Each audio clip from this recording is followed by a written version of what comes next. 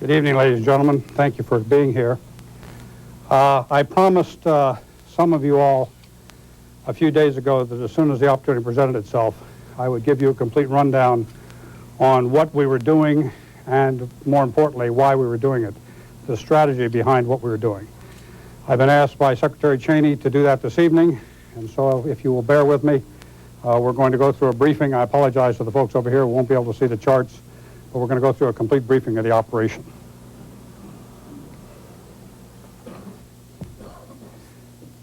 This goes back to 7 August to 17 January. As you recall, we started our deployment on the 7th of August. Basically, what we started out against was a couple of 100,000 Iraqis that were in the Kuwait theater of operation. I don't have to remind you all that we brought over initially defensive forces in the form of the 101st, the 82nd, the 24th Mechanized Infantry Division, the 3rd Armored Cavalry, and in essence we had them arrayed to the south behind the Saudi task force. Also there were Arab forces over here in this area arrayed in defensive positions, and that in essence is the way we started. In the middle of November, the decision was made to increase the force because by that time huge numbers of Iraqi forces had flowed into the area and generally in the disposition as they're shown right here, and therefore we increased the forces and built up more forces. I would tell you that at this time we made a very deliberate decision to align all of those forces within the boundary looking north towards Kuwait, this being King Khalid Military City over here. So we aligned those forces so it very much looked like they were all aligned directly on the Iraqi positions. We also at that time had a very active naval presence out in the Gulf, and we made sure that everybody understood about that naval presence. One of the reasons why we did that is because it became very apparent to us early on that the Iraqis were quite concerned about an amphibious operation across the shores to liberate Kuwait, this being Kuwait City. They put a very, very heavy barrier of infantry along here, and they proceeded to build an extensive barrier that went all the way across the border, down and around and up the side of Kuwait. Basically, the problem we were faced with was this. When you looked at the troop numbers, they really outnumbered us about 3-2. And when you consider the number of combat service support people we have, that's logisticians and that sort of thing in our armed forces, as far as fighting troops, we were really outnumbered 2-1. In addition to that, they had about 4,700 tanks versus our 3,500 when the buildup was complete, and they had a great deal more artillery than we do. I think any student of military strategy would tell you that in order to attack a position, you should have a ratio of approximately 3-1 in favor of the attacker. And in order to attack a position that is heavily dug in and barricaded, such as the one we had here, you should have a ratio of 5-1 in the way of troops in favor of the attacker. So you can see basically what our problem was at that time. We were outnumbered as a minimum 3-2 as far as troops were concerned. We were outnumbered as far as tanks were concerned, and we had to come up with some way to make up the difference. Next chart, please. I apologize for the busy nature of this chart, but I think it's very important for you to understand exactly what our strategy was. What you see here is a color coding where green is a go sign or a good sign as far as our forces are concerned. Yellow would be a caution sign, and red would be a stop sign. Green represents units that have been attrited below 50% strength. The yellow are units that are between 50 and 75% strength, and of course the red are units that are over 75% strength. What we did, of course, was start an extensive air campaign, and I briefed you in quite some detail on that in the past. One of the purposes I told you at that time of that extensive air campaign was to isolate the Kuwaiti theater of operation by taking out all the bridges and supply lines that ran between the north and the southern part of Iraq. That was to prevent reinforcement and supply coming into the southern part of Iraq and the Kuwaiti theater of operation. We also conducted a very heavy bombing campaign, and many people questioned why the extensive bombing campaign. This is the reason why. It was necessary to reduce these forces down to a strength that was that made them weaker, particularly along the front line barrier that we had to go through.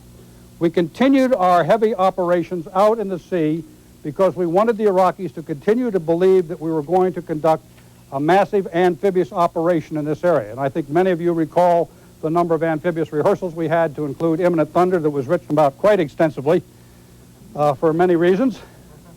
But we continued to have those operations because we wanted him to concentrate his forces, which he did. I think this is probably one of the most important parts of the entire briefing I could talk about. As you know, very early on, we took out the Iraqi Air Force. We knew that he had very, very limited reconnaissance means, and therefore when we took out his Air Force, for all intents and purposes, we took out his ability to see what we were doing down here in Saudi Arabia.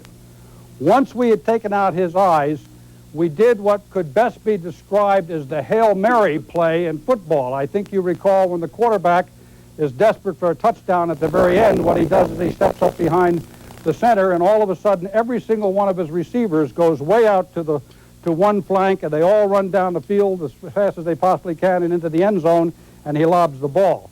In essence, that's what we did. When we knew that he couldn't see us anymore, we did a massive movement of troops all the way out to the west, to the extreme west, because at that time we knew that he was still fixed in this area with the vast majority of his forces, and once the air campaign started, he would be incapable of moving out to counter this move, even if he knew we made it. There were some addition of troops out in this area, but they did not have the capability nor the time to put in the barrier that had been described by Saddam Hussein as an absolutely impenetrable tank barrier that no one would ever get through. I believe those were his words. So this was absolutely an extraordinary move, I must tell you. I can't recall any time in the annals of military history when this number of forces have moved over this distance to put themselves in a position to be able to attack. But what's more important, and I think it's very, very important that I make this a point, and that's these logistics bases. Not only did we move the troops out there, but we literally moved thousands and thousands of tons of fuel, of ammunition, of spare parts, of water, and of food out here into this area, because we wanted to have enough supplies on hand so that if we launched this and we got into a slugfest battle, which we very easily could have gotten into, we'd have enough supplies to last for 60 days. It was an absolutely gigantic accomplishment, and I can't give credit enough to the logisticians and the transporters who were able to pull this off, to the superb support we had from the Saudi government, the literally thousands and thousands of drivers, really of every national origin, who helped us in this move out here. And of course, great credit goes to the commanders of these units who were also able to maneuver their forces out here and put them in this position. But as a result, by the 23rd of February, what you found is this situation. The front lines had been attrited down to a point where all of these units were at 50% or below. The second level, basically, that we had to face, and these were the real tough fighters that we were worried about right here, were attrited to some place between 50 and 75%, although we still had the Republican Guard located here, and part of the Republican Guard in this area that were very strong, and the Republican Guard up in this area strong. And we continued to hit the bridges all across this area to make absolutely sure that no more reinforcements came into the battle. This was a situation on the 23rd of February. Next, please. Oh, wait, I'm sorry. I shouldn't forget these fellows. That SF stands for Special Forces. We put Special Forces deep into the enemy territory. They went out on strategic reconnaissance for us, and they let us know what was going on out there, and they were the eyes that were out there, and very important that I not forget those folks. Next, please. This then was the morning of the 24th. Our plan initially had been to start over here in this area and do exactly what the Iraqis thought we were going to do, and that's take them on head-on into their most heavily defended area. Also, at the same time, we launched amphibious feints and naval gunfire in this area so that they continued to think that we were going to be attacking along this coast and therefore fix their forces in this position. Our hope was that by fixing the forces in this position and with this attack through here in this position, we would basically keep the forces here and they wouldn't know what was going on out in this area. And I believe we succeeded in that very well. At 4 o'clock in the morning, the Marines, the 1st Marine Division and the 2nd Marine Division, launched attacks through the barrier system.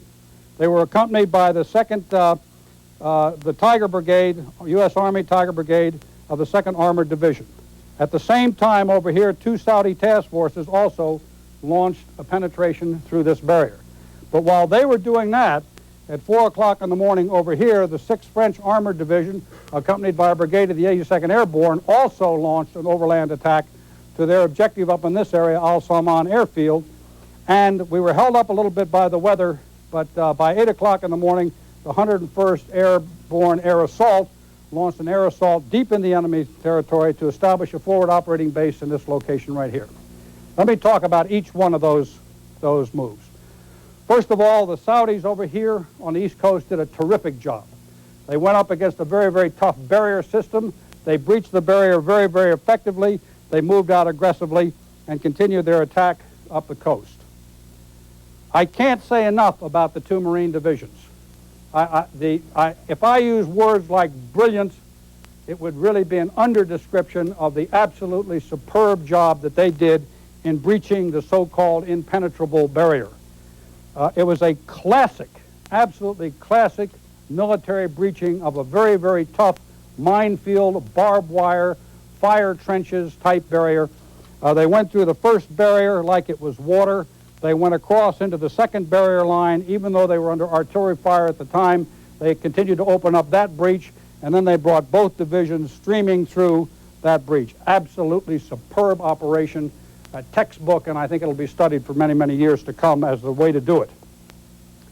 I would also like to say that the French did an absolutely superb job of moving out rapidly to take their objective out here, and they were very, very successful, as was the 101st. And again, we still had the Special Forces located in this area. What we found was as soon as we breached these obstacles here and started bringing pressure, we started getting a large number of surrenders. And I think I talked to some of you all about that this evening when I briefed you on the evening of the 24th. We found we got a large number of surrenders. We also found that these forces right here were getting a large number of surrenders and were meeting with a great deal of success. We were worried about the weather. The weather turned out was going to get pretty bad the next day, and we were worried about launching this air assault. And we also started to have a huge number of atrocities of really the most unspeakable type committed in downtown Kuwait City, to include reports that the desalinization plant had been destroyed. And when we heard that, we were quite concerned about what might be going on. Based upon that and the situation as it was developing, we made a decision that rather than wait the following morning to launch the remainder of these forces, that we would go ahead and launch those forces that afternoon. Next. So this was the situation you saw the afternoon of the 21st. The Marines continued to make great progress going through the breach in this area and were moving rapidly north. The Saudi task force on the East Coast was also moving rapidly to the north and making very, very good progress. We launched another Egyptian Arab force in this location and another Saudi force in this location, again to penetrate the barrier, but once again to make the enemy continue to think that we're doing exactly what he wanted us to do, and that's make a headlong assault into a very, very tough barrier system, a very, very tough mission for these folks here. But at the same time, what we did is continued to attack with the French. We launched an attack on the part of the entire 7th Corps, where the 1st Infantry Division went through, breached an obstacle and minefield barrier here, established quite a large breach through which we passed the 1st British Armored Division. At the same time, we launched the 1st Armored Division, the 3rd Armored Division, and because of our deception plan and the way it worked, we didn't even have to worry about a barrier. We just went right around the enemy and were behind him in no time at all. And the 2nd Armored Cavalry Division. And I ought to talk, and the 24th Mech Division also launched out here in the far west, and I ought to talk about the 101st because this is an important point. Once the 101st had their forward operating base established here, they then went ahead and launched into the Tigris and Euphrates Valley. There's a lot of people who are still saying that the object of the United States of America was to capture Iraq and cause a downfall of the entire country of Iraq. Ladies and gentlemen, when we were here, we were 150 miles away from Baghdad, and there was nobody between us and Baghdad. If it had been our intention to take Iraq, if it had been our intention to destroy the country, if it had been our intention to overrun the country, we could have done it unopposed for all intents and purposes from this position at that time. But that was not our intention. We had never said it was our intention. Our intention was purely to eject the Iraqis out of Kuwait and destroy the military power that had come in here. So this was the situation, at the end of February the 24th in the afternoon. Next, please. The next 2 days went exactly like we thought they would go. The Saudis continued to make great progress up on the eastern flank, keeping the pressure off the Marines on the flank here. The Special Forces went out and started operating small boat operations out in this area to help clear mines, but also to threaten the flanks here and to continue to make them think that we were, in fact, going to conduct amphibious operations. The Saudi forces that came in and took and Arab forces that came in and took these two initial objectives turned to come in on the flank heading towards Kuwait City, located right in this area here. The British UK passed through and continued to attack up this flank, and of course the 7th Corps came in and attacked in this direction as shown here. The 24th Infantry Division made an unbelievable move all the way across into the Tigris and Euphrates Valley and proceeded in blocking this avenue of egress out, which was the only avenue of egress left because we continued to make sure that the bridges stayed down. So there was no way out once the 24th was in this area, and the 101st continued to operate in here.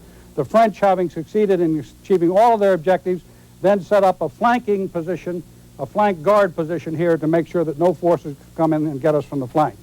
By this time, we had destroyed or rendered completely ineffective over 21 Iraqi divisions. Next, please. And of course, that then brings us to today. Where we are today is we now have a solid wall across the north of the 18th Airborne Corps, consisting of the units shown right here, attacking straight to the east. We have a solid wall here again of the 7th Corps, also attacking straight to the east. The forces that they are fighting right now are the forces of the Republican Guard. Again, today we had a very significant day when the Arab forces coming from both the west and the east closed in and moved into Kuwait City, where they are now in the process of clearing Kuwait City entirely and assuring that it's absolutely secure. The 1st Marine Division continues to hold Kuwaiti International Airport. The 2nd Marine Division continues to be in a position where it blocks any egress out of the city of Kuwait so no one can leave. To date, we have destroyed over 29, destroyed or rendered inoperable. I don't like to say destroyed because that gives you the visions of absolutely killing everyone, and that's not what we're doing. But we have rendered completely ineffective over 29 Iraqi divisions, and the gates are closed. There is no way out of here. There is no way out of here, and the enemy is fighting us in this location right here. We continue, of course, to have overwhelming air power. The air has done a terrific job from start to finish in supporting the ground forces, and we also have had great support from the Navy, both in the form of naval gunfire and in the support of carrier air. That's the situation at the present time. Next, please.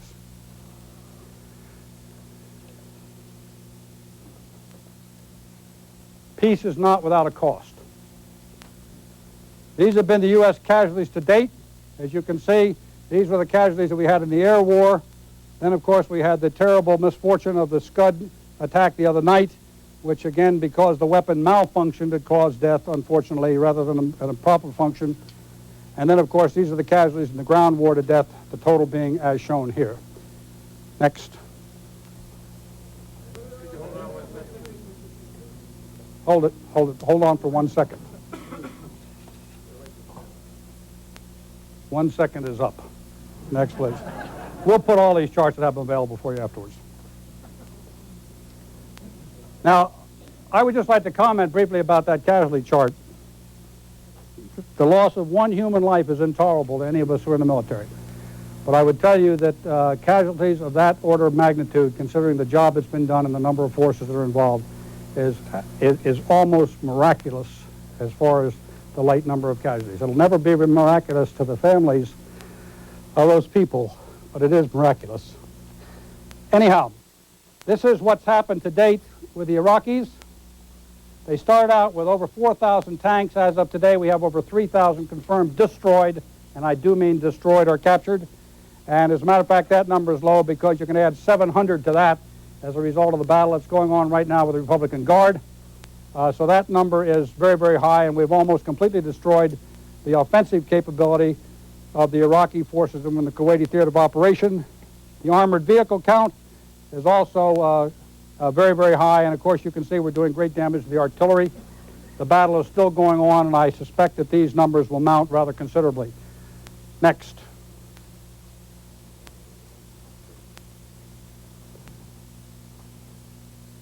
I wish I could give you a better number on this. To be very honest with you, this is just a wild guess. It's an estimate that was sent to us by the field today at noontime, but the prisoners out there are so heavy and so extensive, and obviously we're not in the business of going around counting noses at this time to determine precisely exactly what the exact number is. But we're very, very confident that we have well over 50,000 prisoners of war at this time, and that number is mounting on a continuing basis. I would remind you that the war is continuing to go on. Even as we speak right now, there's fighting going on out there.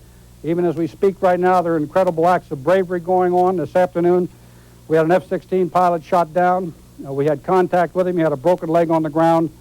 2 helicopters from the 101st, they didn't have to do it, but they went in to try and pull that pilot out. One of them was shot down, and we're still in the process of working through that. But that's the kind of thing that's going on out on that battlefield right now. It is not a Nintendo game.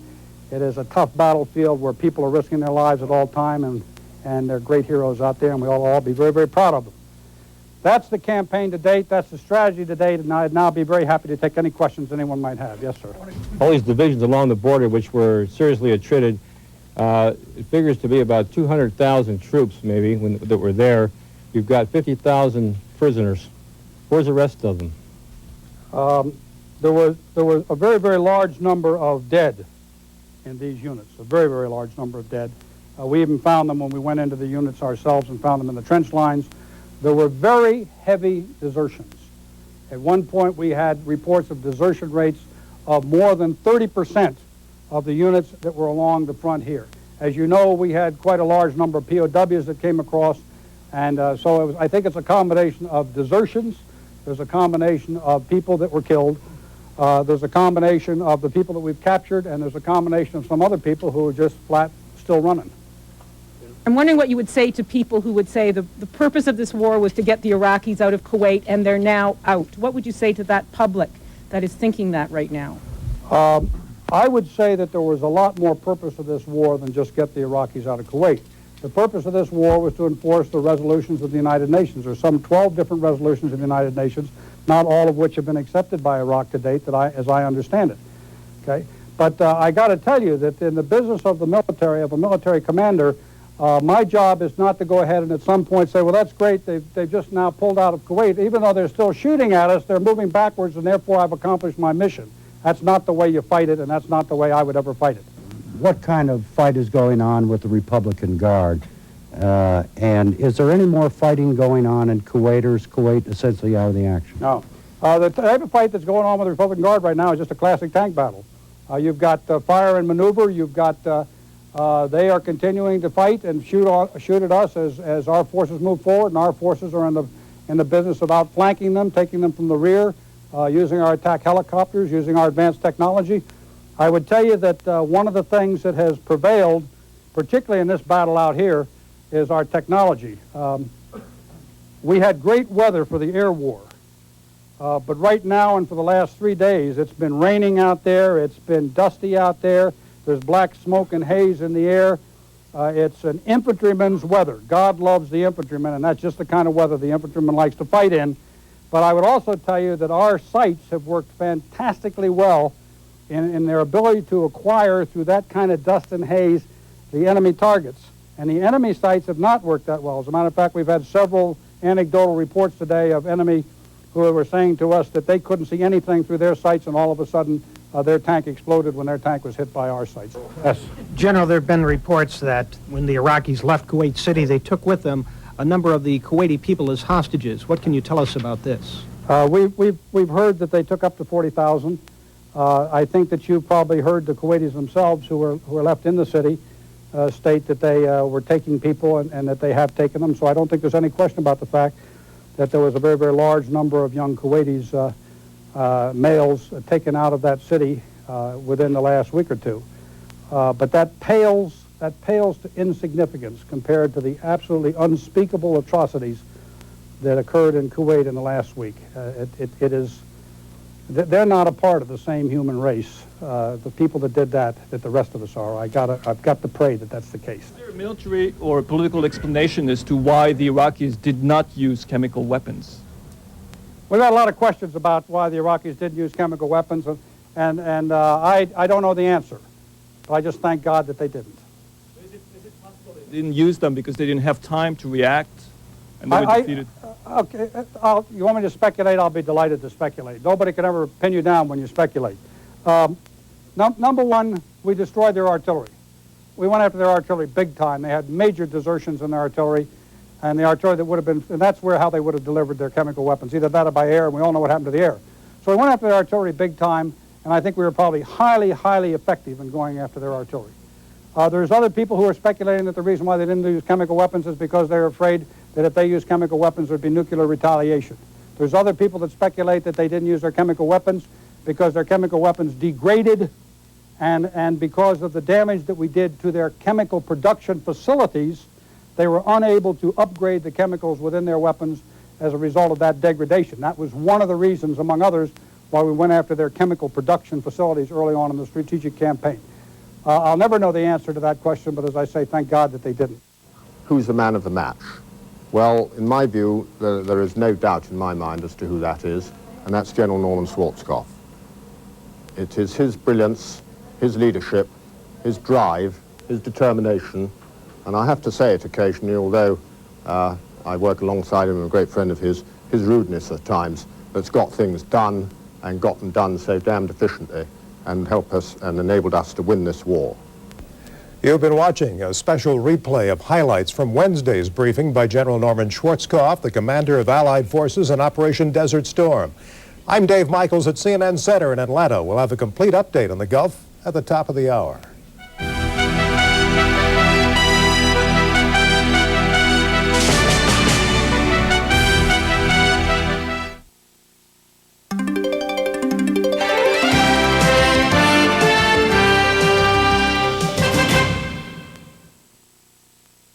If you loved me half as much as I loved you, his voice is loved around the world. You wouldn't worry me. The rich, warm sound of Roger Whittaker. Once in a while he won't call. Now, Heartland Music presents Roger Whittaker in his all-new collection, Sincerely Yours. Oh, my Papa, to me he was so wonderful. I can't stop loving you. Roger's voice is more beautiful than ever in his all-new collection. I remember the night and the Tennessee waltz. 2 great albums. Did you ever know that you're my hero? All your favorite songs. And everything I'd like to be. Hey, won't you play another somebody done somebody wrong song? Down the lane I walk with my sweet Mary. Remember, Roger Whittaker's all-new collection is not in stores. I'll be loving you. Stay tuned to order. Always. To order, call toll-free 1-800-257-1257 to save all COD charges and pay only $12.98 for records or cassettes or $16.98 for compact disc, plus $3 shipping. Use your credit card or send check or money order to Roger Whittaker, P.O. Box 8250, Atlanta, Georgia. Remember, to save all COD charges, send check or money order or use your credit card.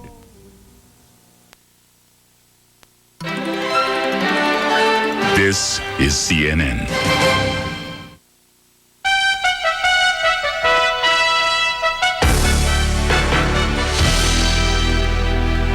Hello, I'm Cheryl Atkinson. And I'm Dave Michaels with this news update. Welcome. Allied military leaders will face off with their Iraqi counterparts at a secret desert location Sunday. The Allies will demand that Iraq release all prisoners of war and disclose where it planted mines in Kuwait. U.S. Brigadier General Richard Neal warns the Allies could resume fighting in an instant if Baghdad does not comply with Allied terms. We're going in with a very confident position, and we're going to, in great detail, tell them these aren't negotiations. We're going in there and tell them some preconditions, mill-to-mill type preconditions, that hopefully can mitigate any more of these small incidents that I've reported over the last 2 or 3 days that are costing lives on both sides. Iraq postponed the talks from today, apparently because of logistics, but now Baghdad Radio reports the government has appointed the military officers who will represent Iraq. Now that the UN Security Council is discussing terms for a permanent ceasefire in the Persian Gulf, what's happening in the Iraqi capital? CNN's Christiane Amanpour is in Baghdad, and she joins us now live to tell us. Christiane. Well, Cheryl, indeed, the Iraqi leadership says that it has chosen the delegates to head the military delegation to meet with the Allied military commanders in presumably somewhere in southern Iraq sometime tomorrow. Although no location has been specified from here, Allied reports say that it will be in southern Iraq. Iraqi leadership says that the meeting will happen sometime before noon tomorrow. Now, in a move that may hopefully bode well for the speedy release of all prisoners of war, a 4-member CBS News team is on its way out of Iraq, presumably now in Jordan on its way home. CBS News correspondent Bob Simon, producer Peter Bluff, cameraman Roberto Alvarez, and soundman Juan Caldera were released very early this morning into CBS custody. They had been picked up by an Iraqi patrol along the Kuwaiti-Saudi border nearly 6 weeks ago and had been held in Iraqi captivity. We are told, we heard from them that from the Iraqi leadership, that they had been released partly due to a special appeal by the Soviet Middle East envoy Yevgeny Primakov. In addition, there'd been a massive international appeal for their release, launched by colleagues, friends, and family of the journalist. And today, they expressed their gratitude and relief. I want to, and I can't find the word for this, because regret is not a strong enough word. Might not be a strong enough word for the pain I know I caused my loved ones. I'll try to make up for it in every way I can. And I thank God that the 4 of us are alive. Now, correspondent Bob Simon said he hoped and fervently prayed that the people he had met along the way during his captivity would be released soon. He mentioned primarily Americans, English, and Kuwaitis.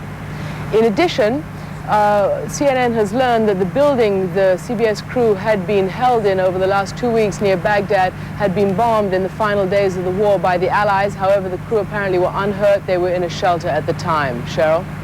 Christiane, how is Iraq getting back to normal now? Well, interestingly enough, we've heard reports that President Saddam Hussein has chaired various meetings of the ruling Revolutionary Command Council. Today, presumably, we hear that he's ordered the municipalities in charge, for instance, of electricity to try and get power back to the people as soon as possible. We're told that Baghdad itself could have electricity within a week, but only in the after-dark hours. We're also told that the Ministry of Education has ordered all schools to reopen next week, and that all the military reservists aged between 38 and 35 are to be released. CNN's Christiane Amanpour reporting to us from Baghdad. Dave? Some Army reservists who lost their lives in Saudi Arabia are being remembered today in Pennsylvania.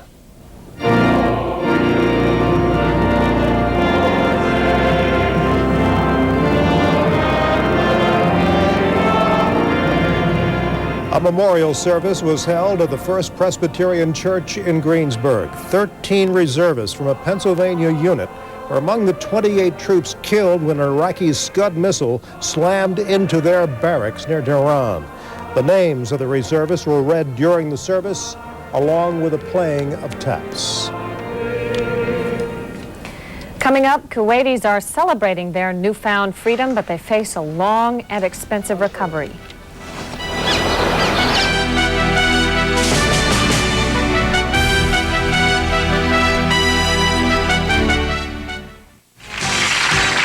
Here to tell us about their sensational new discovery, please welcome Frank Bartles and Ed James. Ed, it's good to see you again. I'm Frank. Of course you are. Tell us about this great new product. Well, it's our new Bartles and James light wine coolers. As you can see, Ed has reduced the calories by 1/3, which he believes gives you even more fresh fruit taste. That's incredible. Fewer calories, more taste. Bartles and James Light. Give it a try, folks. Prodigy makes your PC a powerful tool. And now they've even added an encyclopedia. Awesome. I do my shopping at home, pay my bills. And I can learn something new. Prodigy now has a 21-volume electronic encyclopedia that's updated quarterly. All right, Prodigy. Just press a couple of keys. Prodigy connects your computer to sports, news, shopping, and now an encyclopedia that never goes out of date. All for only $12.95 a month. You have just got to get this thing. It's even got an encyclopedia. Prodigy. In stores everywhere. Next time you're expecting a crowd, why not create sumptuous dips they'll love dipping into? All it takes is a little help from Knorr soup and recipe mixes. Knorr, where taste is everything. That's life. You little monkey face, you. You didn't look so hot yourself a few months ago. When the medical crisis is gone, the bills should be too. Aflac Supplemental Insurance helps close the gaps in your health insurance, like deductibles, co-payments. Aflac lets you get on with your life. Grandpa came through a lot to see you. She's my girl. Life supplies the surprises. Aflac supplies the peace of mind. The variety and scope of the newspaper. The immediacy and versatility of radio.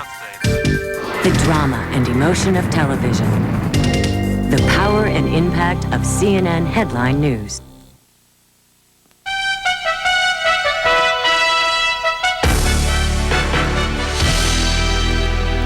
Allied military officials say they're still getting isolated reports of Iraqi forces violating the ceasefire. In the biggest clash, Iraqi units attacked members of the U.S. Army's 24th Infantry Division in southern Iraq.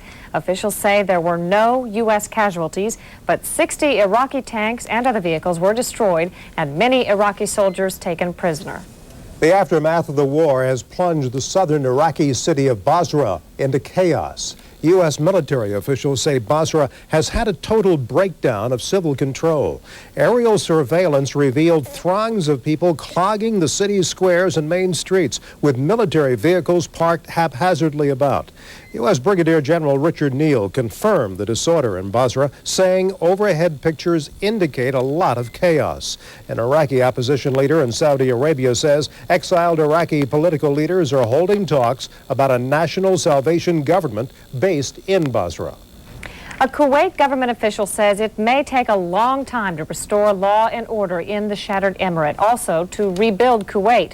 Many buildings torched by retreating Iraqi officers are little more than blackened hulks. Most stores heavily looted and closed. No water or electricity in Kuwait City. Food and medicine are in short supply.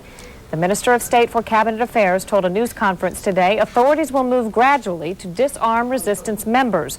Those resistance fighters have been patrolling city streets amid scenes of unending celebration. He also said the Kuwaiti people are tough and will rebuild. All of us here are now to see how we can restart the functioning of Kuwait. Believe me, it's so difficult to start the refunctioning of a state.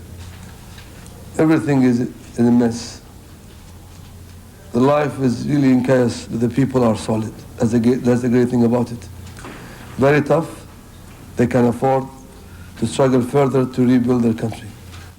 The Kuwaiti official also said the country's royal family has promised greater democracy and guaranteed parliamentary elections in a matter of months. On the menu is next here on CNN. I'm Dave Michaels at CNN Center in Atlanta. And I'm Cheryl Atkinson. The next scheduled news update is at the half hour.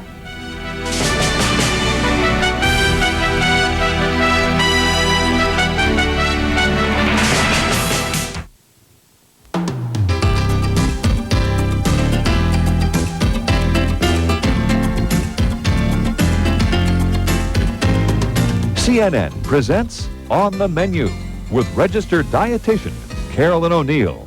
Hello and thanks for joining us for On the Menu, CNN's weekly program on all that's news in food, nutrition, and cuisine. Today, military Mr. Moms. What are civilian dads cooking up for the kids when mom's away serving in the Persian Gulf? Also today, can cholesterol-lowering drugs take the place of a low-fat diet? And then stay tuned to find out how to order a free publication on food and fitness. All this and more coming up next on the menu. On the Menu is brought to you by Ziploc bags with a new gripper zipper, the easiest closing bag there is. Ziploc presents Fingerman. Hi, I'm here to demonstrate a big new idea. That's right, introducing the new gripper zipper from Ziploc. Now the easiest closing bag there is. In fact, I can even close it, whoa, blindfolded. I know it's closing because I can feel the zipper grabbing hold. It's locking. Feel it close the first time, every time. And you don't have to see it to believe it. Ooh. Ziploc bags with the new gripper zipper. The easiest closing bag there is. Country and broccoli rice au gratin brings the fresh taste of the country to life. Like the great taste of tender broccoli with a delectable combination of real savory cheeses in every bite. All Country Inn recipes have a delicate blend of herbs and spices that complement Uncle Ben's long grain rice. So all the rich country flavors come through. Country Inn side dishes, where country fresh taste comes to life. Have you ever seen someone when they come out of a salon? They're happy and they look great. That's because they feel beautiful. Think about it. Hairstyling is creating beauty. People looking their absolute best. Uncovering beauty and enhancing it, that's style. To get that, start with a professional hairstylist. Take their advice and use Paul Mitchell products. Paul Mitchell products are guaranteed only when purchased in beauty salons. With a lemony hollandaise sauce, you can turn a vegetable on the side into a festive main event. And nothing tops a roast like a hearty hunter sauce. All it takes is a little help from Knorr, where taste is everything. The war is over, victory assured, but the battle between media and the military lingers. Where pool reporters, pawns of the Pentagon's plans, the press goes to war tonight, 6:30 Eastern on CNN. The first thing on the menu today focuses on military families. Peace may be at hand in the Persian Gulf, but there's still financial trouble at home, especially for those in the military reserves. Deployment to the Gulf meant unemployment to many and one less paycheck to make ends meet. CNN's Pat Etheridge reports on a hunger relief effort to help these families. It's called Feed the Children, and in this case, it's the children of Operation Desert Storm. We don't think anybody should suffer because there's a war going on in the Persian Gulf. Larry Jones is the man who makes it happen. He runs this relief effort with the help of corporate donations, delivering tons of donated food to military bases and communities across the country. This stop, Atlanta, where eager recipients will take home about 55 pounds of groceries each. The organization has forked out some 16 tons of groceries to military dependents in the 7 months since the conflict began. You and I were meant to be in love with each other. It goes to people like Kirby Nash. She has an 11-year-old daughter, 10-year-old twin boys, and a husband somewhere deep in the desert. You are my love. I love you. You are my world. She keeps her children close to the home front, trying to save money, trying to survive after losing 65% of the regular family budget once her husband was deployed. You go into distress, and it comes out on your kids, it comes out everywhere because you are afraid that you are going to lose everything. The children, normally honor roll students, are slipping, distracted by a struggle they can't comprehend. I think the thing that we're hearing the most is, is why did he do what he did and why do we have to go do what we're doing? I think the best reaction I read yesterday, where a little boy, very young, said, I'd just like to know why somebody doesn't tell Saddam Hussein's mother what he's doing. For Kirby Nash and mothers like her, this helps fill a hefty void. The military is doing what it can, the families say, but often that's not enough. When a situation like this occurs, often it sheds light on some of those problems and shortcomings because the system is then being tested. The system and scores of loved ones trying hard to weather Operation Desert Storm. I miss you, son, very much. And the U.S. Department of Agriculture wants families of soldiers serving in the Gulf to know that they may be eligible for food stamps and other government food assistance programs. The USDA announcement reads, "Attention, families of military personnel serving in Desert Storm," and then lists ways the government can help pay for food, including food stamps, free or reduced price school lunches, and special foods from the WIC program for pregnant or breastfeeding women, infants, and children. The USO can help too by offering short-term emergency supplies of foods, even baby foods. 6% of the military personnel in Operation Desert Storm are women, and many of those women have left a family at home. So what's happening on the home front when mom's away at war? Well, more husbands are learning what it's like to be Mr. Mom. A home-cooked meal for the Brockhouse family of San Antonio has become an unusual event in the last few months. David Brockhouse's wife, Patricia, now hauls U.S. Army tanks in the Saudi desert. So he's had to take over duties on the home front. We eat out a lot, and once or twice a week we'll cook here at home, some basic hamburger, french fries, that kind of thing. Thousands of American men like David Brockhouse have hastily had to take over all family responsibilities while their wives serve in the Persian Gulf.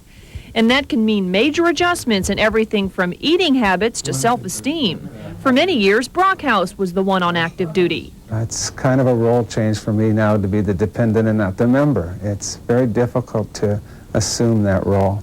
Your mom and pop. Mom, dad, brother, sister, you name it. uncle, I'm everybody. Nice to see you. Take care. Hi. Brockhouse, a supermarket manager, draws emotional support from his co-workers and customers. He charts his wife's movements in the Mideast on a map posted at his store. And a military family support group in San Antonio also helps out. The other dependents know what it's like to handle a family alone. Aside from his own job, he's faced with the duties at home.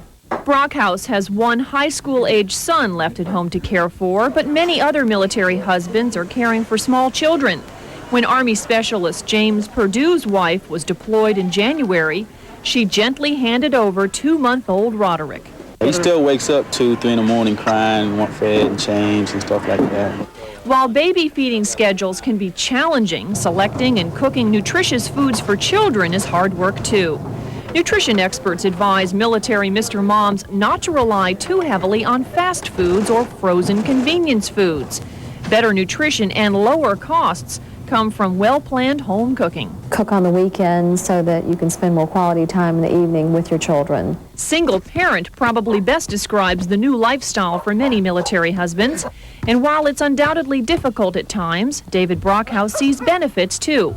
In his case, a closer relationship with his son is one substantial reward for the work and worry of having his wife away at war.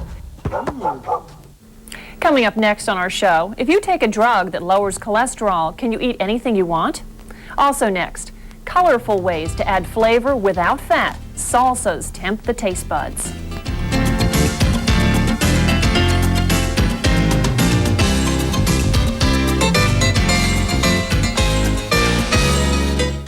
You can whip up a sumptuous dip the crowd will love dipping into with Knorr vegetable soup and recipe mix.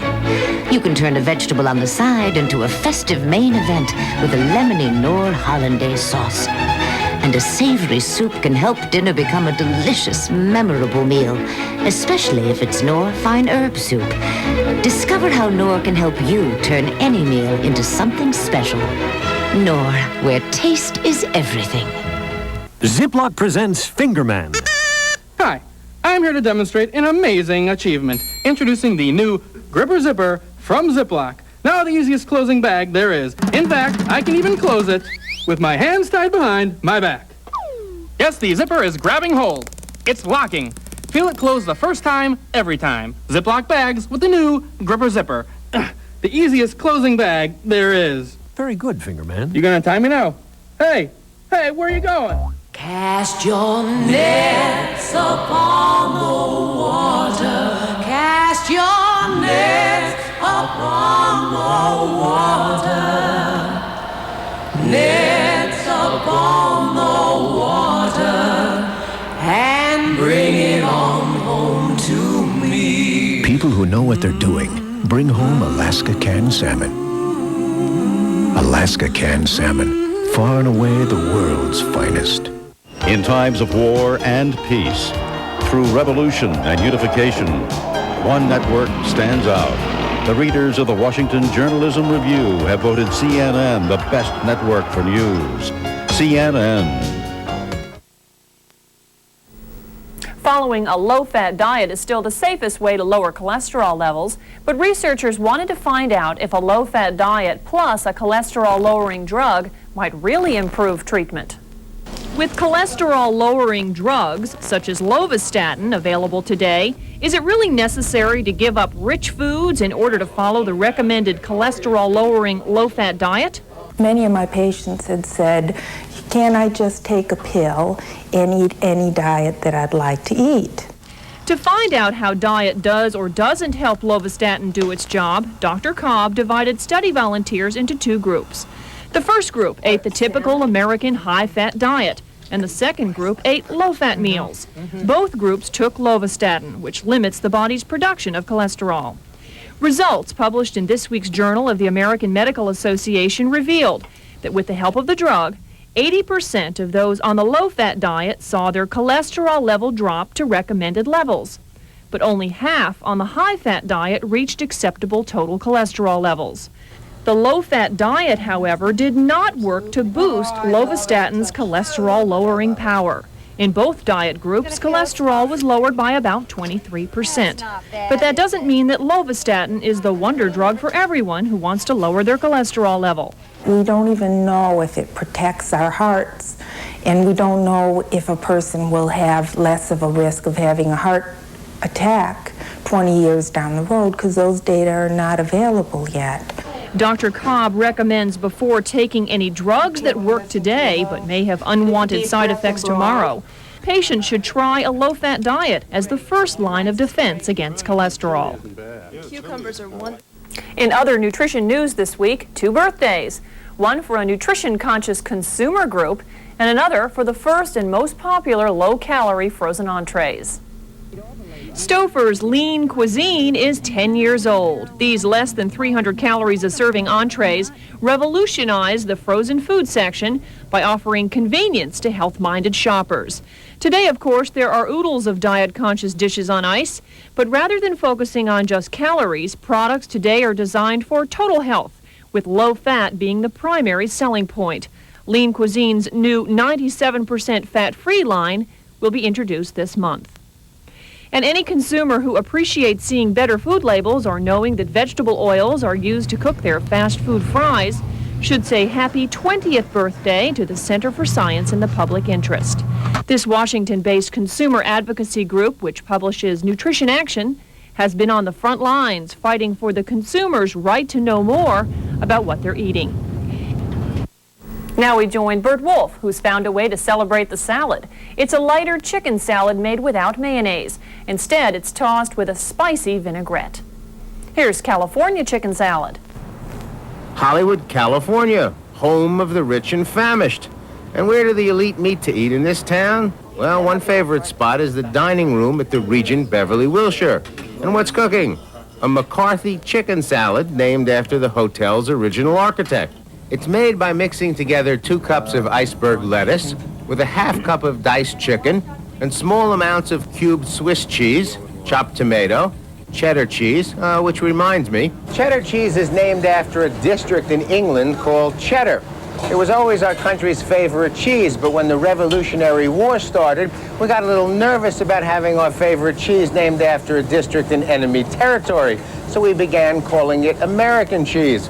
But American cheese and cheddar cheese are virtually the same thing. Pick it up with some chopped beets, a chopped hard-boiled egg white, and if your diet allows it, a little crumbled bacon.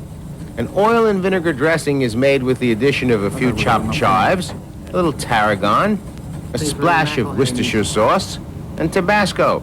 Everything is mixed together and served in a bowl. If you'd like a copy of that recipe, just send me a stamped self-addressed envelope marked McCarthy Salad. Send it to me at Box 2000, Ansonia Station, New York City. The zip code is 10023. And as we celebrate food trends of the 90s, we can see the emerging importance of flavorful sauces made without butter and cream. Many chefs are mimicking the Mexican salsa with their own creative versions to serve with all kinds of food. Red-hot sales of spicy Mexican foods in the U.S. have helped popularize salsa, often ripe with red or green tomatoes, chilies, and herbs such as cilantro. Simply translated, salsa means sauce, but it shouldn't be confused with the rich, creamy French sauces. They don't cover the flavor of the food. They don't disguise foods. They really complement food. They complement foods very well. At San Diego's Kiva restaurant, several salsas and freshly made relishes add distinction to the Mexican entrees. The popular salsa caliente or hot sauce is always available, and a green tomatillo version offers less heat, but still lots of flavor.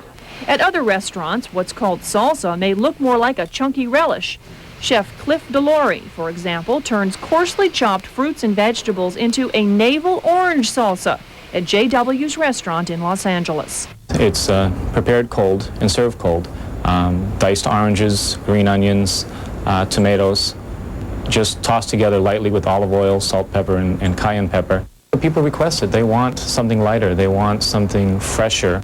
And nutritionally, most vegetable-based salsas do qualify as one of the lightest ways to spice up foods. Salsas are very low in fat. Salsas are, in fact, can be fat-free. Usually they are. Salsas are often tossed with non-fat liquids such as vinegar, lime juice, and other fruit juices, rather than some kind of oil. And the seasonings traditionally awaken the taste buds. They might have onions, chili peppers, cilantro, but they're generally highly seasoned condiments. But while hot and spicy might describe many salsas, they're not always tongue burners. This starfruit kumquat creation, for example, at the Pacifica Del Mar restaurant in San Diego, has a sweet, gingery flavor. Served with fresh shrimp, it's salsa at its best, bursting with flavor without any fat. To learn more about the Food and Fitness Connection, we'd like to offer you a free publication from the American Health Foundation. It can be found in the March issues of Life, Cooking Light, Parenting, and In Health magazines. Or you can send a self-addressed stamped envelope to this address. Cooking Light Magazine, P.O. Box 830549, Birmingham, Alabama, zip code 35282. That address again is Cooking Light Magazine, P.O. Box 830549, Birmingham, Alabama, zip code 35282. And we'll mail you a copy of the Food and Fitness Connection. That's all we have on the menu today. Next week, if you quit smoking, what can you do to avoid eating too much and gaining weight? We'll find out. That's next week on the Menu, Saturdays at 3 p.m. Eastern and Sundays at 10:10 a.m. I'm Carolyn O'Neill. Thanks for watching.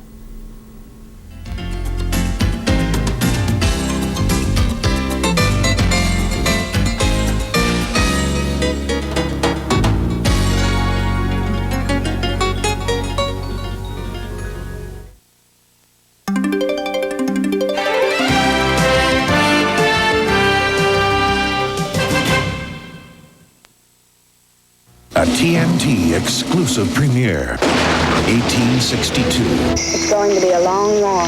Both sides thought they had created the ultimate secret weapon. 2 layers of iron plate. They can't sink the Merrimack with standard guns. Blow it up. We know about the ironclad from a spy. Now, TNT recreates the most extraordinary battle of the Civil War. Ironclads. Monday, March 11th. The New Yorker. It's been called the best magazine in the world, probably the best magazine that ever was. See if you agree. Call this number and get 52 weekly issues of the New Yorker for just $25.95. That's $65 off the cover price. Week after week, the quality of the New Yorker speaks for itself. So call 1-800-257-1257 for 52 weekly issues of the best magazine in the world. Yes, The New Yorker. This is CNN.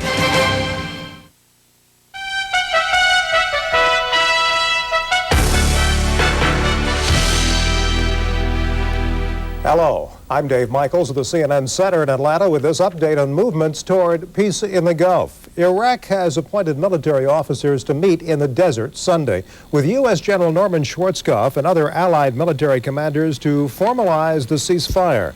One of Schwarzkopf's deputies, Brigadier General Richard Neal, is warning the allies will take a hard line. He says the allies are setting conditions, not negotiating. They want prisoners of war released and other concessions from Baghdad. Otherwise, he warns, the allies could resume fighting very quickly.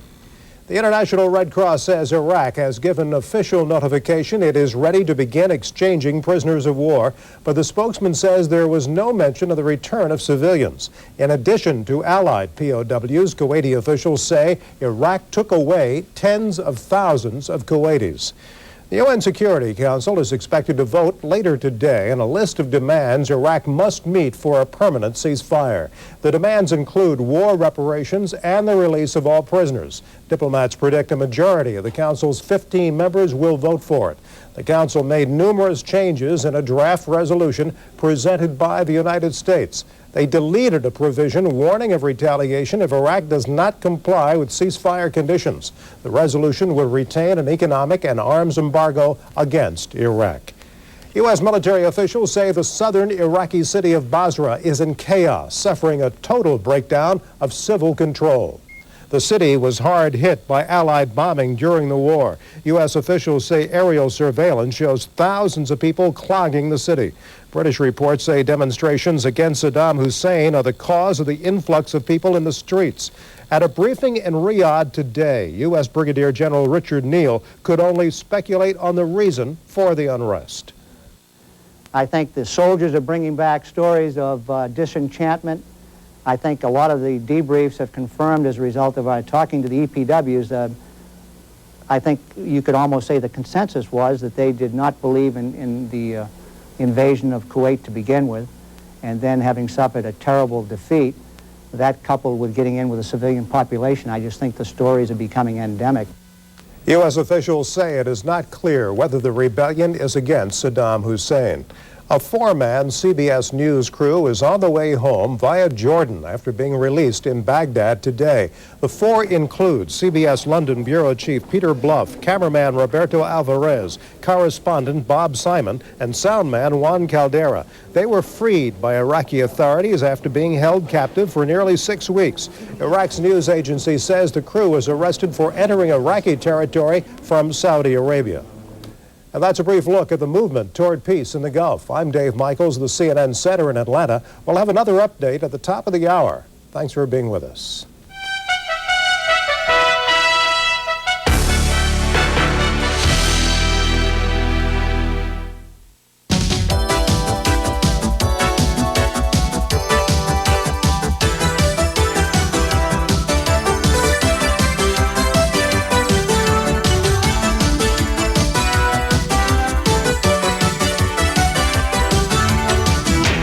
Is Your Money with Stuart Varney.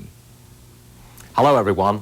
Ceasefire in the Gulf, and now refocus on domestic affairs, namely the recession and maybe the recovery.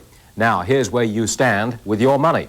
You're earning a lot less on your savings than you were before the crisis broke last August. If you own stocks, you've had a great rally this year, although you're not much better off than you were last summer. The really big gains, however, have been made by homeowners.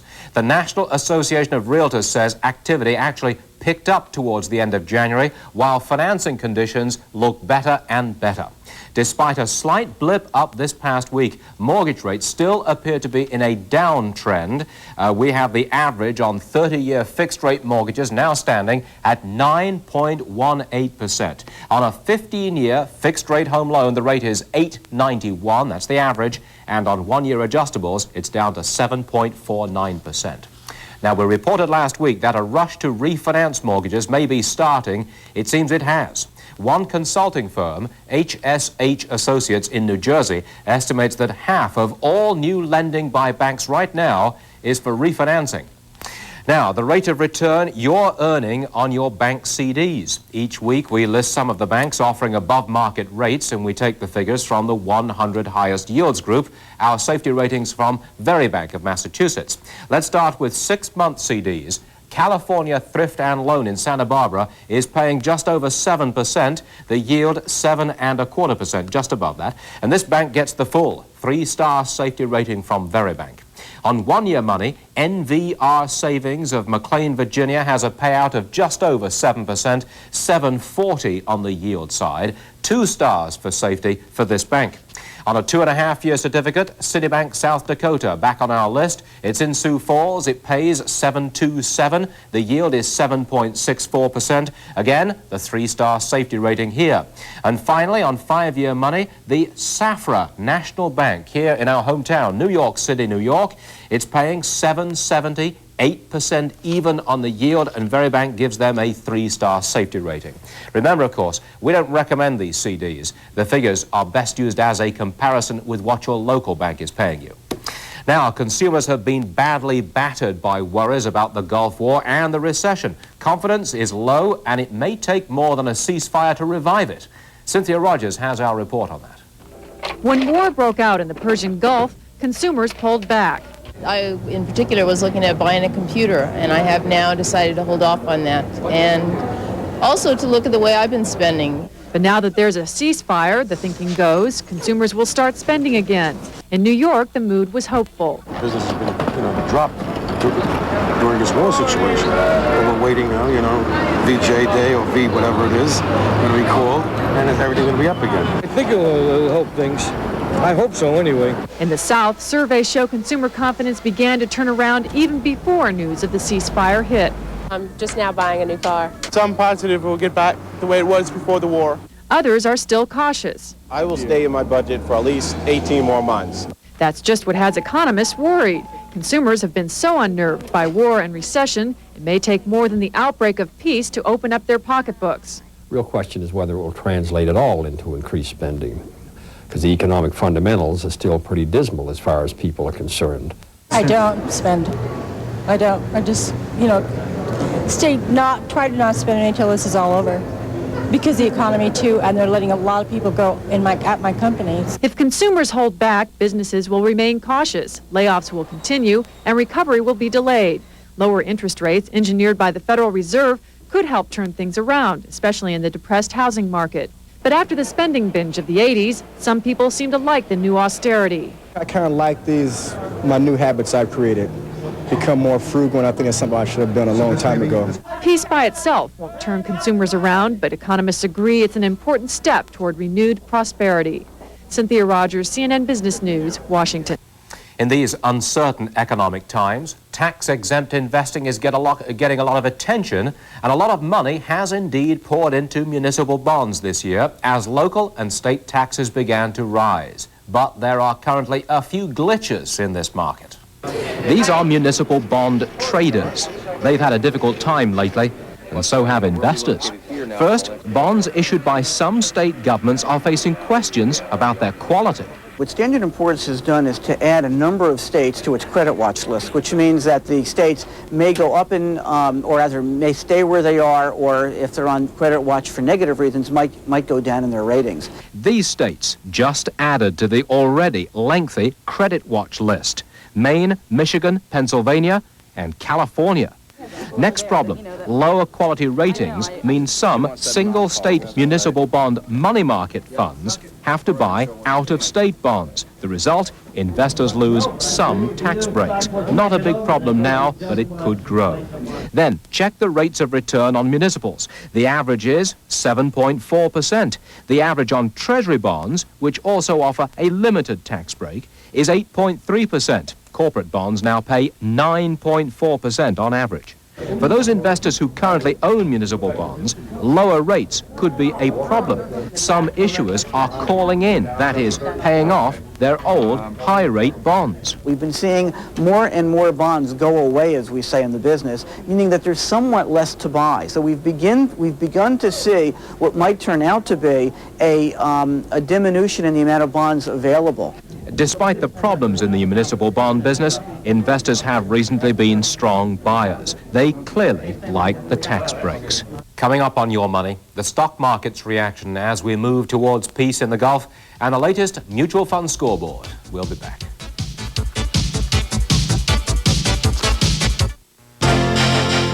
It's evening. It's morning. Are you guys up yet? It's the middle of the day. However you call, AT&T Reach Out America has a calling plan that can save you money. Now, nobody has more ways to save on long distance. No matter who, where, or when you call, it's Reach Out America. With savings and quality anytime, any place. It's not just long distance. It's AT&T. Ziploc presents Fingerman. Hi, I'm here to demonstrate a brand new invention.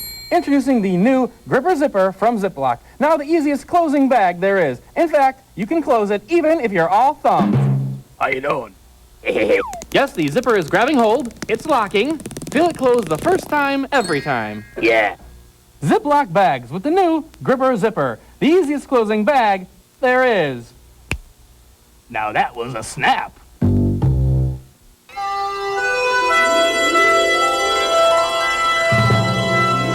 If a picture is worth 1,000 words, we stopped counting a long time ago.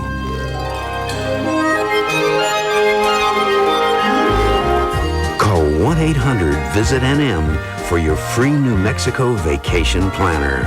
And come to the land of enchantment, New Mexico, USA. The stock market has had one of its biggest one-month rallies ever. So, if you bought stock back in January when the air war started, you've made a healthy profit.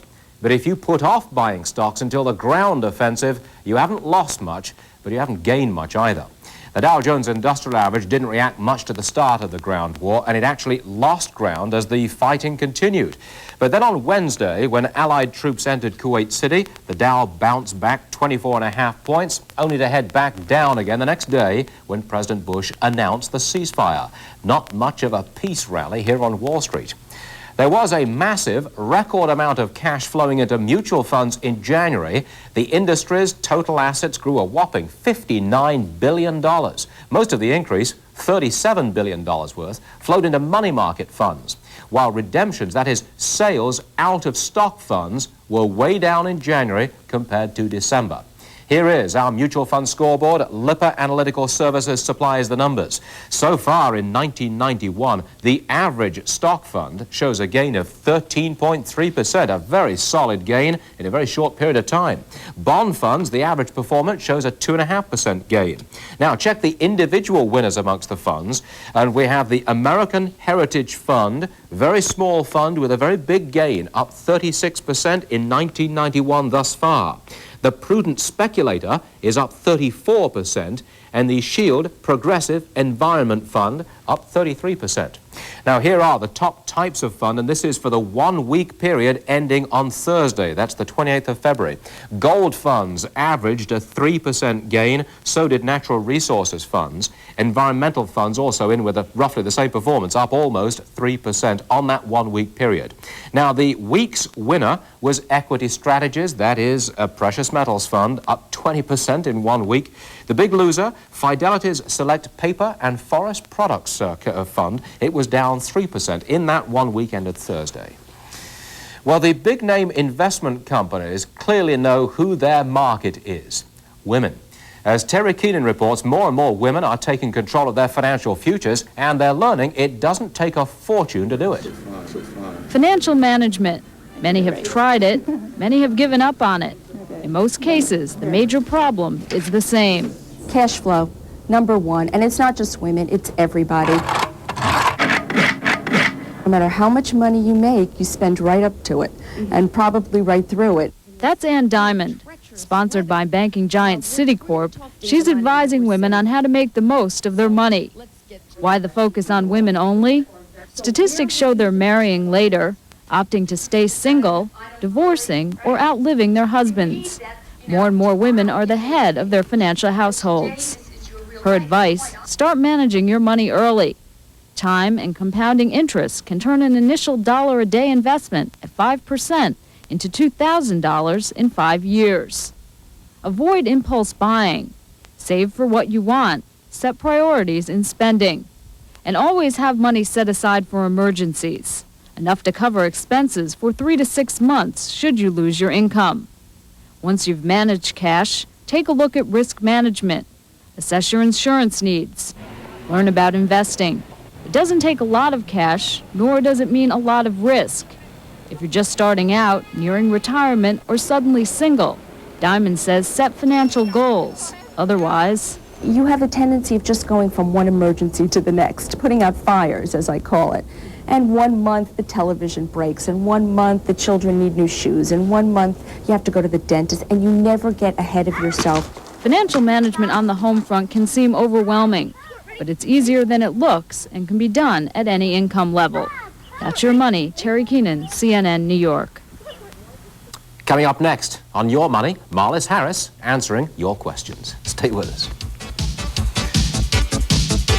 It's one of the most powerful devices on Earth. It touches each and every one of us. It's changed the destiny of nations, created world leaders, and toppled others. It can transport you across the globe, as well as to corners of the universe never dreamed possible. Nothing else has the power to cover our world like television, and nothing on television can cover our world like CNN. If your idea of savings is to put your money in a bank, wake up to the 1990s and the Dreyfus 100% U.S. Treasury Money Market Fund. The one and only 100% invested in U.S. Treasuries. Treasuries, the safest investment of all. Now, consider income. If you pay state and local taxes on your bank income, you don't with Dreyfus 100% U.S. Treasury. This unique fund delivered income higher, considerably higher than bank money market accounts. Even higher in a state with income tax. Call 1-800-345-8600 for today's yield. A prospectus. Checking? Oh, free checking. This is Dreyfus. Save a better way with Uncle Sam and the only Treasury Money Fund free of state and local tax in 49 states. Sorry, Tennessee. Call 1-800-345-8600 and say it's Dreyfus U.S. for us. Coming to video cassette. In the life of baseball legend Jackie Robinson, there is one story they never told. Charges include disturbing the peace. You go drive the bus and I'll sit where I please. Insubordination. Call me nigger again and I'll break you in two. You defend your position. You are your own best defense, Jack. And if I lose, you're finished. Go get him, Jackie Robinson. The court-martial of Jackie Robinson. Coming to video cassette from Turner Home Entertainment. It's that time again. Time for questions about your personal finances. On the agenda this week, buying Treasury securities without a broker, apparently not that difficult at all, and how to find those low-interest rate credit cards. Joining us, Marlis Harris. Hello there, Marlis, from Money Magazine. Glad to have you with us again. Let's get started. All right. First question comes to us from Wanda Cassio, who writes to us from Baltimore, Maryland.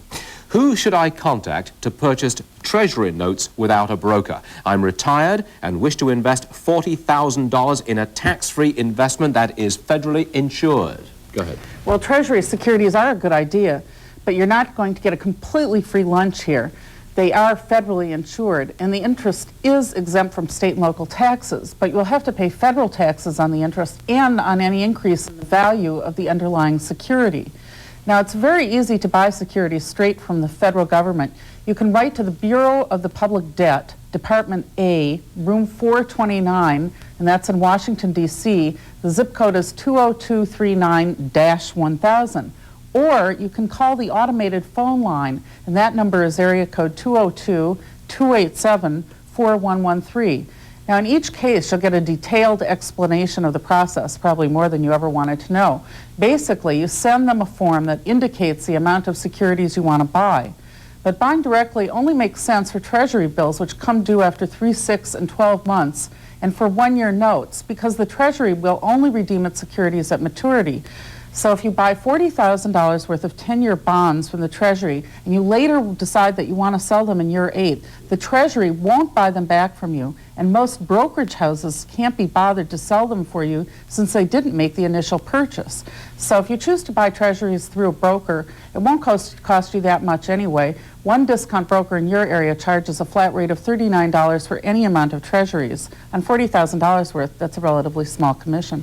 Marlis, how do people who buy directly know in advance what the interest rate's going to be? Well, they don't usually, because there are two kinds of bidders, competitive bidders, and those are huge institutions, and they're buying in millions of dollars worth. And then there's the individual investor who's buying, say, $40,000 worth, who can't really make have enough of an impact on the market. So basically, you have to accept what they give you, and you're notified later what the interest rate is. All right, let's move on to the next letter coming to us from Mr. and Mrs. M.D. Masterson, who write to us from Lakeside, California. Banks throughout the USA that offer lower interest rates on Visa and MasterCard.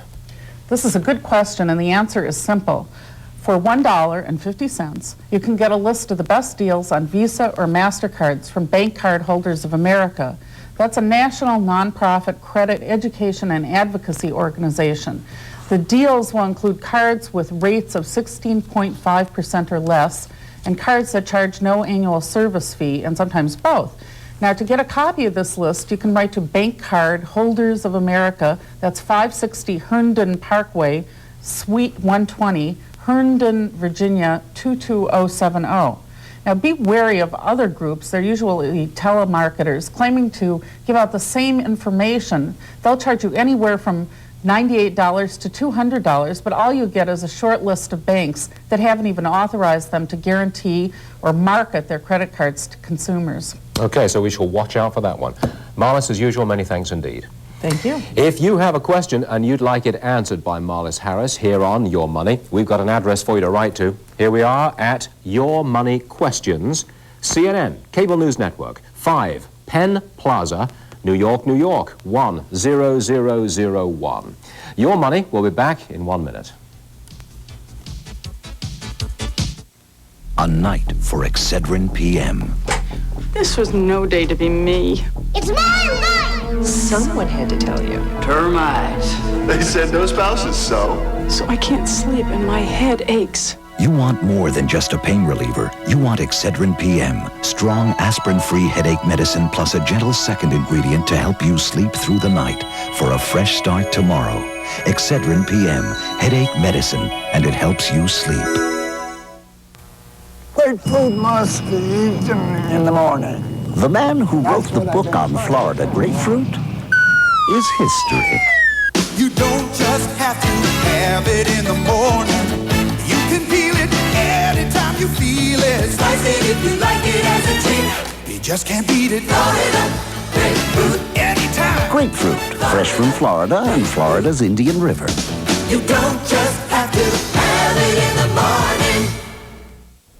Hello, everyone. I'm Cheryl Jones. We are looking at a pretty exciting day. Some folks could use a little less excitement, especially in the east and the southeast. Heavy rain is continuing to come down along the Gulf Coast and in northern Florida, where some flooding has been going on.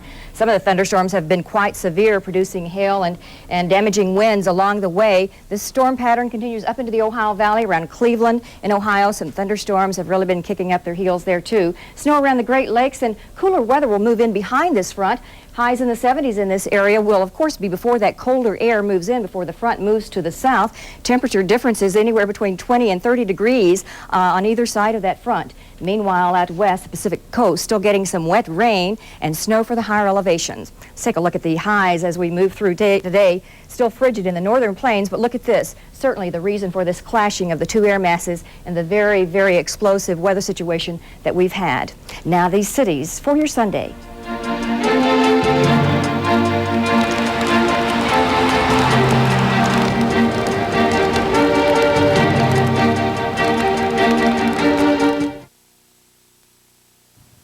Investors keep pouring cash into money market funds. It seems their advantages of safety and liquidity outweigh their dwindling returns. Look at the average payout now. It's down to 6.49% according to IBC Donahue's, and the top 3 yielding funds are only doing at most a point better. American Performance Cash Management yielding 7.53, GW Sierra Global Income Money Market at 7.42%, and the Strong Money Market Fund in at 7.37. All three of these funds absorb a portion of management costs, enabling them to keep their yields above the average. Now, the airlines don't publicize this, but most of them do offer discounts for family members traveling to funerals or visiting relatives who are seriously ill. Kitty Pilgrim has our report on that. Flights are already difficult enough, so the airlines have tried to make them a little kinder. Major airlines offer discounts when you travel to a next of kin who is seriously ill, or to the funeral of an immediate family member. You qualify for these bereavement or emergency discounts if you can prove that one of these relatives is suffering a medical emergency or has recently died. A few airlines require a doctor's statement the relative is terminally ill. Among the major airlines, Northwest gives the biggest discount, half off standard coach fare. At Delta, you save 45%. American and Continental take 35% off, with TWA close behind. United does not slash your costs, but they will waive advance purchase rules. But remember, airlines do not publicize these discounts. It's up to you to inquire. The carriers may require documents proving that your relative is hospitalized or has passed away. And if in the last 2 months you have made such a trip before hearing about these discounts, contact the airline. Some will give you credit for the amount you overpaid. That's Your Money, Kitty Pilgrim, CNN New York. We should stress here that airlines have strict documentation requirements for these discount fares. In most cases, you will need to provide a doctor's letter, hospital release forms, an actual copy of the death certificate, obituary, or a letter from the funeral director. All right, a final word on the Gulf War and how much it's going to cost. Remember, President Bush asked Congress for $15 billion from taxpayers. Well, the chief of the General Accounting Office says the Allies have pledged enough money to cover it. You have the pledges now up to $53 billion. And I would think that what you might well be able to do is if you get timely payment, is not involve the American taxpayer on the incremental costs of this war. A word of caution, please. Money pledged to the war effort is not yet money actually delivered. And with that, we end today's program. I'm Stuart Varney, reporting from New York. Enjoy that weekend, and we'll see you next week for another edition of Your Money.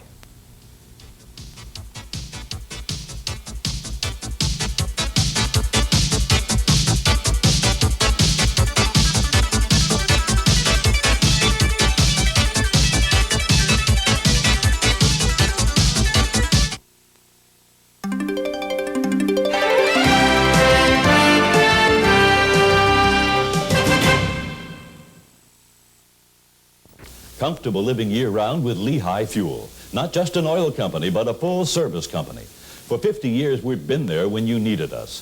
Full service means premium fuel oil delivered automatically for your convenience and heating efficiency. And Lehigh's I'll be right over service for your peace of mind. For premium fuel oil and dependable year-round service, call Lehigh Fuel, the full-service company. We're in the yellow pages under oil. Comfortable living year-round with Lehigh Fuel. Your target audience is the bullseye. You've tried television, newspaper, and radio, but they fall short of getting the most from your advertising dollar.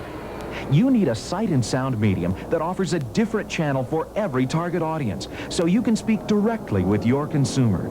You need cable TV, because when you advertise on cable, you hit the bullseye every time. For more information, contact your local cable representative today. Here's a real handyman special. Servall Plumbing and Electrical in Waterbury. Servall, the do-it-yourself paradise, featuring fluorescent and incandescent lighting fixtures of all kinds at the lowest prices. And Servall is the handyman's haven for bathroom and kitchen sinks, bathtubs, vanities, and all types of fittings. You pick up, you install means passed on savings from Servall. For 31 years, Servall Plumbing and Electrical, 957 South Main Street, Waterbury, the handyman's do-it-yourself paradise. Torrington Honda opened for business in 1981. We have over the years brought you many different models. In 84, 86, 88, and now in 1991, this one. After several model changes, something that has not changed is Torrington Honda's everyday low prices and superior service. And now, something new. We come to see you. Contact us and we bring to your home the car of your choice. Call us. At Torrington Honda, we make house calls. This is CNN.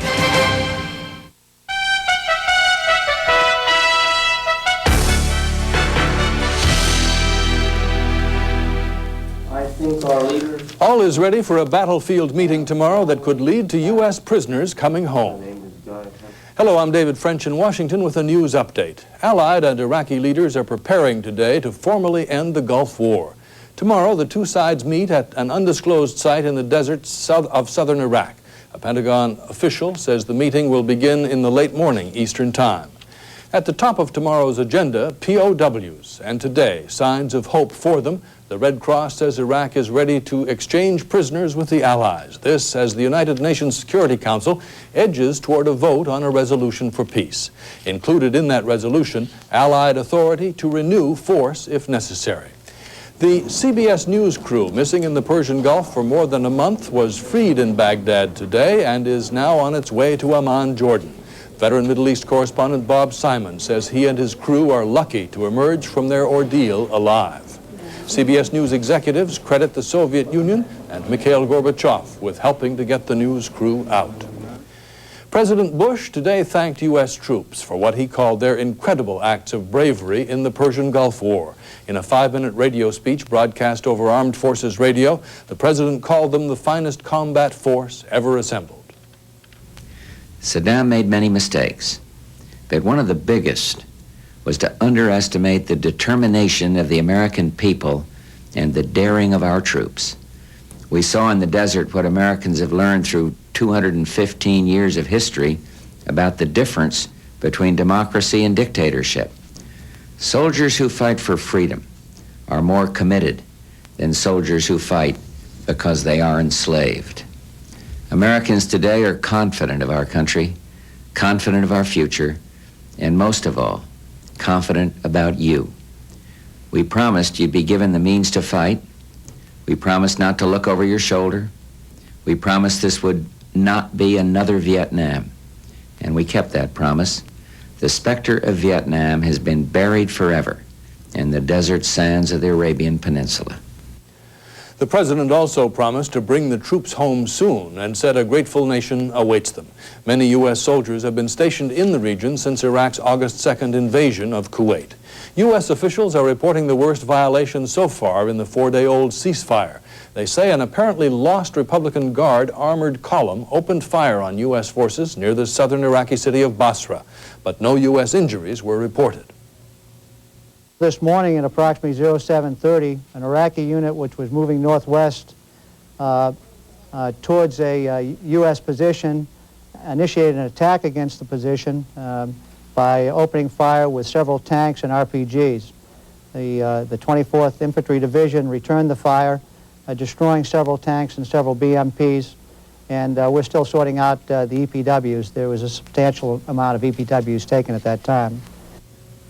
RPGs are rocket-propelled grenades, and EPWs are enemy prisoners of war. A U.S. Army official says the 24th Infantry Division destroyed or captured 140 Iraqi vehicles in the incident. Division commanders believe the Iraqis got lost after missing a turn that would have taken them to safety. Still to come, reports of trouble for Saddam Hussein in the southern Iraqi city of Basra. Stay with us.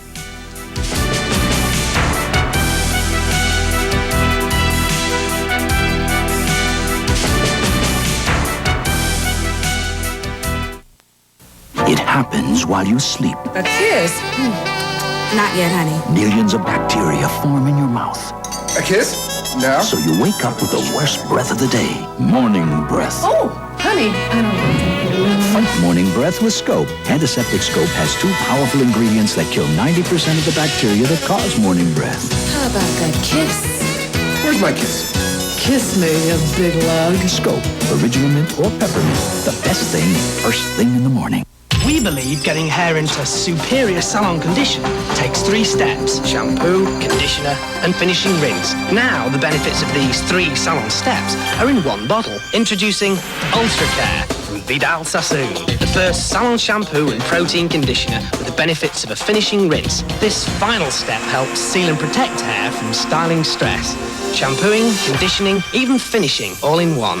Advanced salon thinking for superior salon hair. Ultra Care. Cruising, I feel, is something that a lot of people dream about. Somewhere between a wish and a dream, somewhere. Somewhere is here on a princess cruise.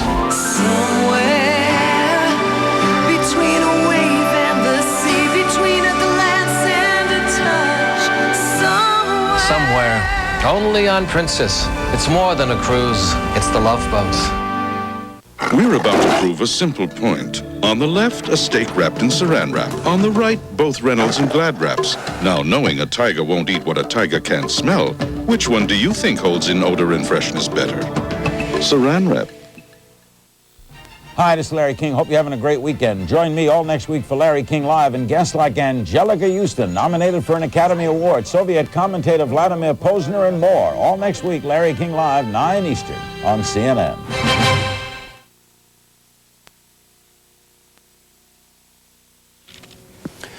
Reports of chaos in the Iraqi city of Basra. The U.S. military says authority in that city has broken down as thousands of panicking troops and civilians try to flee north to Baghdad. U.S. planes flying over Basra report hundreds of vehicles jamming roads throughout the city. Basra is Iraq's second largest city and was badly damaged during the 6-week war. Eyewitnesses there report demonstrations against Iraqi leader Saddam Hussein. A Kuwaiti who visited Basra yesterday told reporters an Iraqi tank fired shells through a portrait of Saddam. Next week, a group of Arab foreign ministers opposed to Saddam Hussein will meet in Syria to discuss future security for the Persian Gulf region. Foreign ministers from Egypt and Syria will meet in Damascus with ministers of the Six-Nation Gulf Cooperation Council. Jordan's King Hussein is calling for healing among Arab countries torn apart by the Gulf War. That was the thrust of his speech yesterday on national television. But as CNN's Lucia Newman reports, Jordan's media air a variety of views on the war, not all of them, some argue, supported by facts. In times of crisis, people flock to read, hear, or see the news. And Jordanians are no different. But just what information they're getting has become the subject of debate. The Jordanians, I don't believe, have even received the truth as to what has happened to the Iraqi armed forces. Jordanians, who have been fierce supporters of Saddam Hussein, believe that Iraq has somehow been the victor in this war. If they speak of a victory, they don't speak necessarily of a military victory. It's the moral victory, the impact of the Gulf crisis on the people who've been subjected to years and years and years of Western dominance. Unlike in many other Arab nations, Jordanians do have free access to news media from all over the world, in Arabic and English. People listen to British, French, and American radio, as well as Iraqi and Jordanian broadcasts. Even Israeli television is seen everywhere. As far as access to information, I think Jordanians do have access to information. Now, what conclusions they draw from reading the news or listening to the news, I think it's up to them. The conclusions people draw are more often than not those they want to hear. We know the truth. We know that you never won the war. And you did not liberate Kuwait. You occupied Kuwait again. Nobody can understand what was going there, even in Europe or here in Jordan. Of course, these views are getting plenty of encouragement from the local press, which, while giving both Iraqi and Allied versions of the story, consistently editorialize in favor of the Iraqis. But after all, nobody here claims to be completely objective. The Jordanian people, along with their government, have said that they've always been against the invasion of Kuwait. But when it came to the Allied war against their neighbor Iraq, their hearts and minds were and remain with Saddam Hussein. Lucia Newman, CNN, Amman. Turning to other news away from the Gulf now, in the U.S. it was an unusually warm day in Anchorage, Alaska for the start of the 19th annual Iditarod Trail Sled Dog Race. 2, 1, go! More than 1,400 dogs and 73 mushers are taking part in the race to Nome in above normal and above freezing temperatures. The race commemorates a relay in 1925 when mushers rushed serum to ailing gold miners.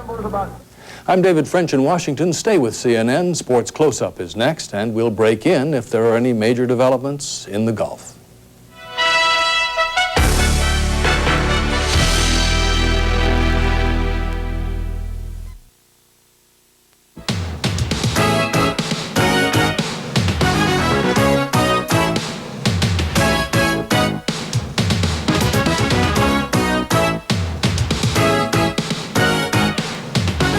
This is CNN Sports Close-Up with your host, Mark McKay.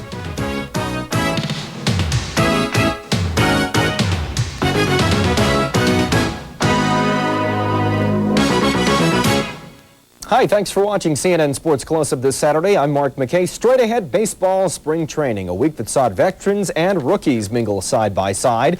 We've got a look at what the future holds for fitness buffs, plus a profile of a youngster who's doing more than just learning the ropes in the NBA. When Akeem Olajuwon went down on January 3rd, many thought the Rockets' playoff hopes had crumbled that same night as well.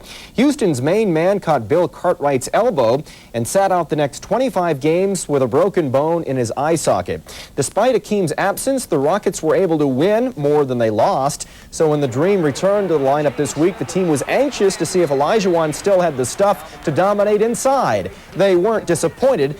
Akeem's first appearance on the court in nearly 2 months came Thursday night against the LA Clippers. His first bucket wasn't in the paint but instead from the outside. And from these highlights, it would appear Olajuwon hadn't missed a beat, but he did admit to being a bit rusty. The Dream's return wasn't enough for the Rockets to win in LA, and that accounted for Olajuwon's mixed feelings at the buzzer. I mean, that put me in a very bad position, you know, because good stats, but the team lost. So the most important is win, and that's what I wanted to do. I didn't expect to play this much, to tell you the truth. You know, I was expecting just to play just a few minutes, not this much. But I really don't want to play a big role on the team. I like to just complement, you know, come off the bench and just let the guys do what they have been doing, and I would just complement. Give him some time, Akeem will do more than just compliment this team. Check out the numbers after his first game back. He matched his scoring average and improved on his rebounds, all in 35 minutes of work, and Olajuwon didn't even start in that game. Of course, Akeem Olajuwon had made his name for himself long before suiting up in the NBA. That, of course, thanks to his Phi Slamma Jamma days at the University of Houston. Sean Kemp says the success he's had in pro basketball is a fluke, pure and simple. CNN's Fred Hickman has the story of a young man who's making his share of waves in the nation's great Northwest. The Jacksons once did a tune entitled, "You'd Better Make a Way for the Young Folks," and it seems as though those words were penned with the Seattle Supersonics firmly in mind. It was men such as Chambers, Ellis, and X who were thought to be the team's future a couple of years ago, but now it's guys like Peyton, McKee, and oh yes, the youngest player in the NBA, 21-year-old Sean Kemp. And I think, sometimes I feel a little bit out of place because I'm forced to be with older people. But the kid's doing much more than holding his own. A kid like Kemp is as rare as hen's teeth these days. No college ball. He came to the pros straight from a junior college in Texas where he played no basketball because of Prop 48 shortcomings. He grew 4 inches between grades 8 and 9. 13 inches through 2 summers. And what we have now is a kid 6'10", 245 pounds, and the basketball world by the throat, if he wants it. Easy. He's got quickness. He's got cat-like reactions. He just swoops to the boards. All of a sudden, he's up in the air grabbing a defense rebound, or he's blocking a shot.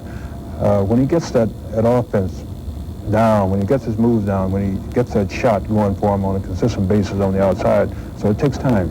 And time is something he's getting in the form of increased minutes his second professional year. The recent trade bringing soon-to-be starting center Benoit Benjamin to town has completed a drastic change in the Sonics' first 5. The departure of Olden Polynice has opened up a starting forward spot for Kemp, and he is cashing in. 16 points, 9 boards, 2 blocks, 30 minutes per game. Just going out and working hard every day, putting a little extra time in. I think those things will build up and help me be successful in the NBA. He's definitely causing some problems now for a lot of teams, and as the team gets better, he'll get better, and he's going to be a tough player to stop. He's got to grow up quick, though. He can only be 21 so long, and he's reacted very well. Last year, There was too many games for him. This year, it's the season, and he loves the game. So he's coming along very nicely. And one more thing. Kemp's thunderous dunks have made him a crowd pleaser all over the country. He was runner-up to Dee Brown in the slam competition in Charlotte earlier this month. But stay tuned. Most folks think the best is yet to come. Fred Hickman, CNN Sports.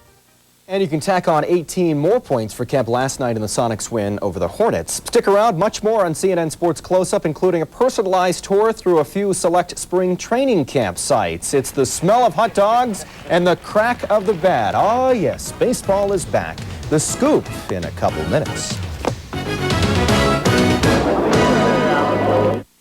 Fact. The full-size Ford pickup has more repeat buyers than any other pickup. Fact.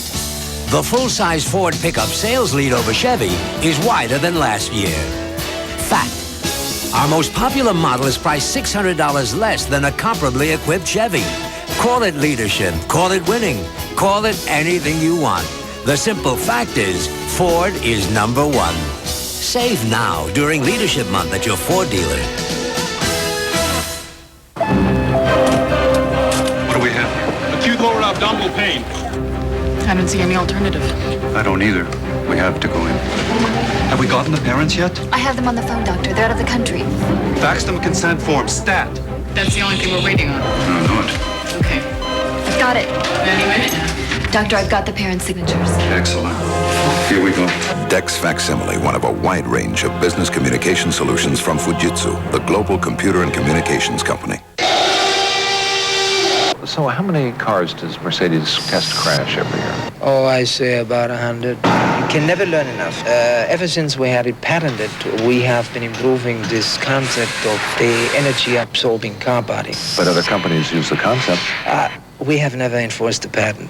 So Mercedes gave away a basic safety advance for free? There are some things in life that are too important not to share. To the good life. To live the good life, you have to pay the price. The average new car costs over $15,000. But there's a motor oil that can protect your investment under extreme conditions when conventional oils won't. Mobil One, isn't your car worth the extra protection? To the good life. Protect the environment. Take your used motor oil to an approved used oil collection center. The plays, the players, the highlights, the magic of the week's best moments. Sports Week in Review, Sunday morning at 11:30 Eastern, only on CNN. Welcome back to CNN Sports Close-Up and more problems for the nation's top-ranked college basketball squad. The NCAA has restored the eligibility of 4 Nevada-Las Vegas players who failed to pay $129 in incidental hotel bills during recruiting visits. While in violation of the regulations, the NCAA decided against suspending the players involved. Now, that news may come as a relief for Running Rebel fans, but Coach Jerry Tarkanian views it as continued harassment from the NCAA, and he should know, especially after his 13-year feud with the organization. Major League Baseball wants to expand. Florida wants serious consideration. The two could make for a happy marriage. This week, the National League Expansion Committee, in search of 2 new sites, made 3 stops in the Sunshine State. First up, a look at Joe Robbie Stadium, currently home to the NFL's Miami Dolphins. $10 million of renovation money has been put into the 4-year-old facility that passed many of the tests administered by the Expansion Committee. After the stop in Miami, the group headed to Orlando, which is considered a long shot in the expansion race. St. Petersburg also got the once-over from the group of National League executives this week. St. Pete already has the Suncoast Dome built, but baseball could be leaning toward an all-grass outdoor facility. Washington, Denver, and Buffalo, the 3 other cities in the running, will be visited next month. A decision concerning 2 new NL sites could become down as early as June, as a matter of fact. You know, the countdown is on for the start of the 1991 Major League Baseball season. Pitchers and catchers weren't the only guys to pick up the bats and balls this week. Just about everyone's in camp these days, including those who feel it's their job to set the mood. Defending the World Series title is serious business for the Cincinnati Reds. Just ask pitcher Norm Charlton. This week, a reporter was about to do just that when a teammate decided to lighten things up. Ah, yes, baseball is indeed back. Let those pranksters begin their parade in. It's not all fun and games in the Reds camp this spring. Reliever Rob Dibble has renewed his threat to walk out of spring training unless the team triples his salary to $600,000. The Reds have offered $500,000 plus incentives. The two are still squabbling. I don't have a lot of things that I can really do to make them negotiate with me, and I think maybe leaving camp and possibly hurting the Reds would be one of them, just because at this point they don't really believe that we mean business. Reds fans are flocking to Plant City with hopes of seeing the world champs work their way toward opening day. Very few things will stand between these diehards and their stadium seat. My grandmother died Saturday, and I told the family that they couldn't bury her today because I had to come over and get my tickets. The runners-up to the Reds are forgetting about the past in order to pave way toward a brand new season. The Oakland A's have all the ingredients to win a fourth straight pennant. But don't ask why it all unraveled in last year's Fall Classic. There's really no sense in thinking about it now. You know, we're in the 91 season now, and, you know, we're a team that's just as capable of getting back into the World Series and winning it. And I think that's what the majority of us are thinking about right now. Darryl Strawberry likes his new digs. Instead of making the annual trek to Port St. Lucie, the Strawman booked his flight to Vero Beach, springtime home of the LA Dodgers. Tommy Lasorda has told his new slugger to have fun, and you can bet that he'll take the manager's advice to heart. No doubt in my mind, I'm going to have a great time playing baseball. And it's going to be for the first time in a long time that I could be able to go out there and really enjoy baseball like baseball is supposed to be. And I'm excited about that. I'm really looking forward to that. There are plenty of new yet familiar faces milling about in the Orioles camp this spring. Career Red Sox man Dwight Evans is getting used to the new surroundings. Glenn Davis is sporting new colors as well. The former Astro is in Oriole orange, a familiar hue since the O's drafted him 12 years ago. The only difference is this uniform's a little wider. The colors are more vivid. The one I put on the first time, I mean, it was kind of like a dingy white, and the orange was faded. So I was happy to know that I was getting taken care of. Glenn Davis isn't the only guy grabbing a share of the headlines in Sarasota. Hall of Fame pitcher Jim Palmer continues on his comeback road. He could, in fact, start for the Birds in a couple of spring training games. The word in Winter Haven is that the Rocket is raring to go. But thanks to Roger Clemens' outburst in the ALCS, the Red Sox ace will be sidelined for the first 10 games of the new season. Despite his short fuse, Clemens does have a soft side, especially when it comes to pleasing the folks in the stands. I think about the fans really first when, you know, I want to give them something good to see, because that's when I get the feedback from the kids. You know, that one time, they're at Fenway Park one time the whole summer. They got to bring their kid, and you pitch that game, or you're at a banquet and they said, well, we saw you in one game, you didn't pitch good. Detroit Tiger fan Tom Selleck showed up in Lakeland, Florida this week to get in a few swings and provide some insight on the game of baseball and the men who play it. People say, why are players always touching themselves? And they're just adjusting their cup, because, boy, those things are uncomfortable. So they're always kind of, you know, that's where all that stuff comes from. As you've seen, the rites of spring are alive and well in Florida and Arizona. The start of the season about a month away, and every team has at least one thing in common. We're in first place right now, and everybody thinks they're going to stay that way, so got a bunch of Cy Young Award winners in camp, MVPs. It's that time of year. And that's just a taste of what it's like in Florida and Arizona. You're going to need a scorecard to keep up with the changes this season. George Bell in a Cubs uniform, Kurt Gibson wearing Royals blue. Should be a fun spring and a super summer. That brings us to another timeout. When Sports Close-Up returns, it's a trip into the future. The future of the sporting goods industry, where the sky is the limit. Stick around. We'll be right back.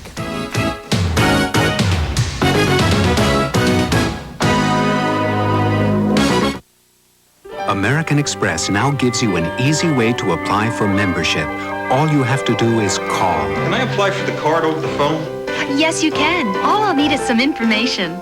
Great. For those who qualify, the card comes with a world of privileges. Privileges that give you an extra measure of financial flexibility. Do you like it? I love it. Then we'll take it. Lost, stolen, or damaged. Privileges that protect the things you buy up to $1,000 automatically for 90 days.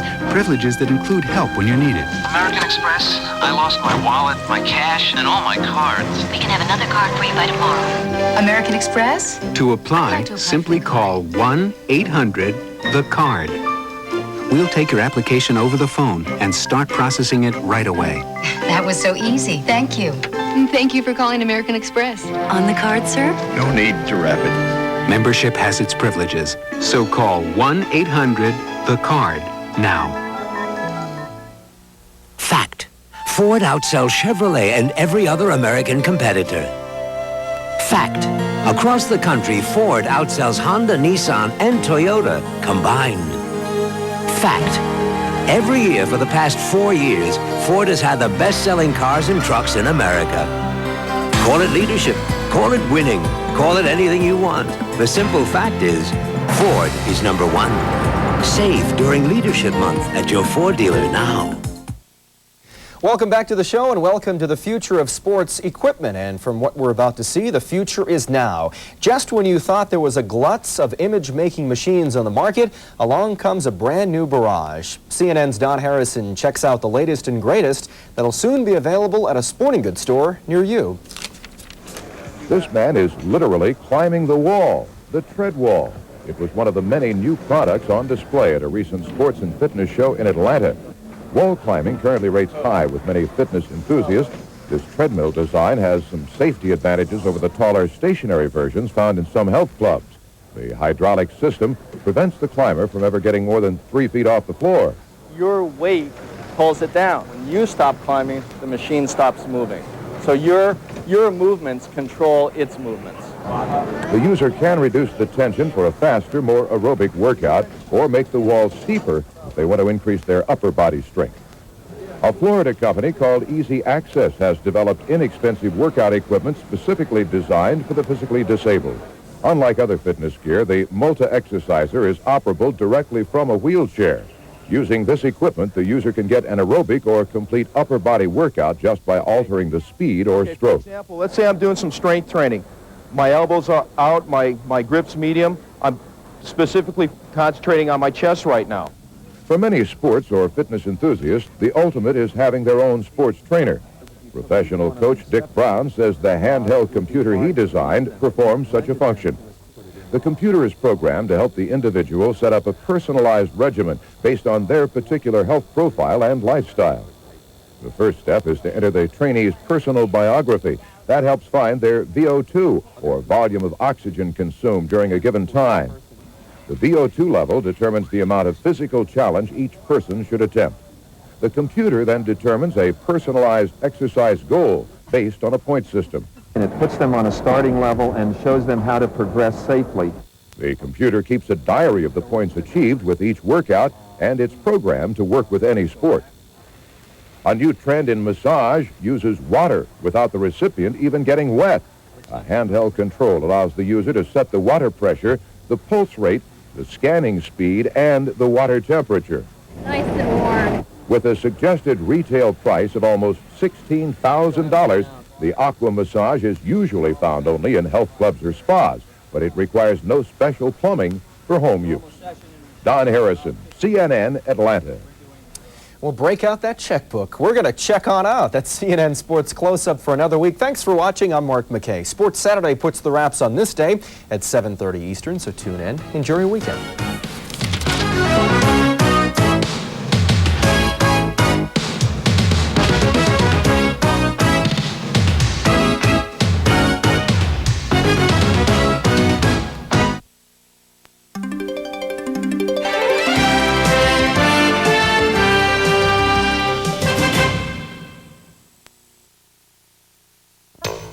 Recently, 25,000 car owners all over America put their cars to an important test. For 365 days and nights, they looked at product quality and dealer service. Then, after a year of ownership, they were surveyed by J.D. Power and Associates. And in the end, the American car line with the highest ranking in overall customer satisfaction was Cadillac. Of course, Cadillac again. See your Cadillac Super Network dealer and put us to your test. True Italian way at the San Marino restaurant. They invite you to enjoy the casual atmosphere at the San Marino. You'll marvel over their succulent dishes. This tutto mare for two with white or red sauce, plus a large and varied menu. Lunch served daily 11:30 to 4, dinner Monday through Friday 4 to 10, Saturday 4 to 11, Sunday noon till 10. The San Marino Restaurant, Colonial Plaza, Thomaston Avenue, Waterbury. A dining experience. Hello. This is CNN.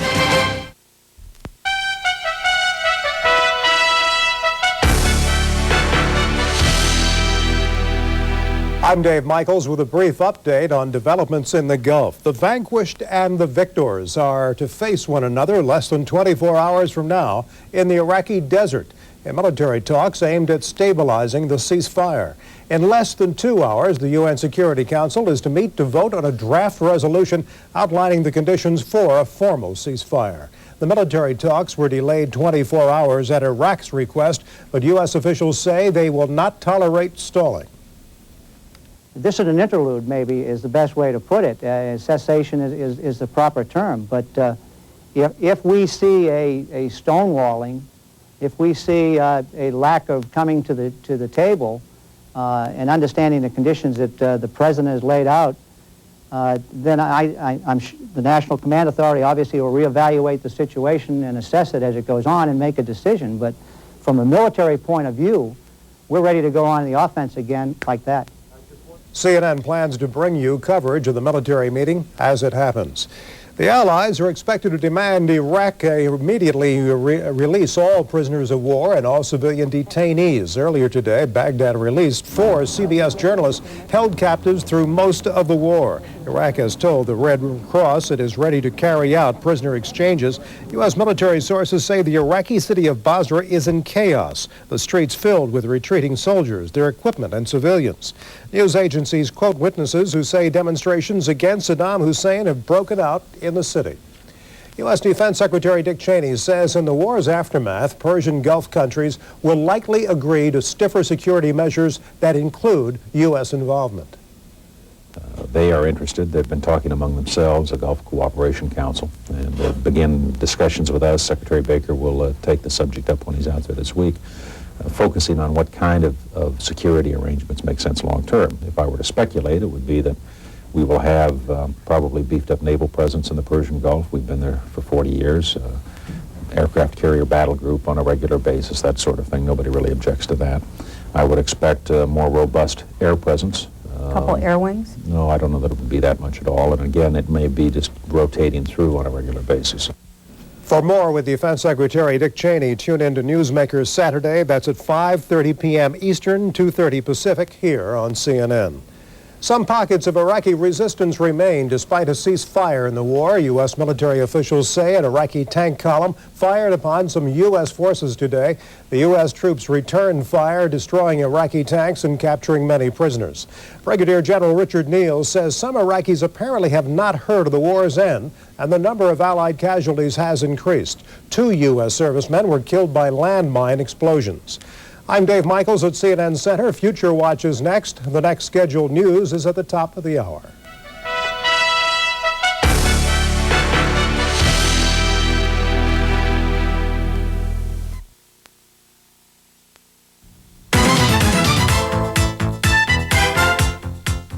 Today on Future Watch, a look at what lies ahead for Saudi Arabia in the 21st century. Next, get out your calculators. The search is on for the next generation of engineers. And this could be a cool solution to a disappearing ozone layer. Those are some of the stories coming up today on Future Watch.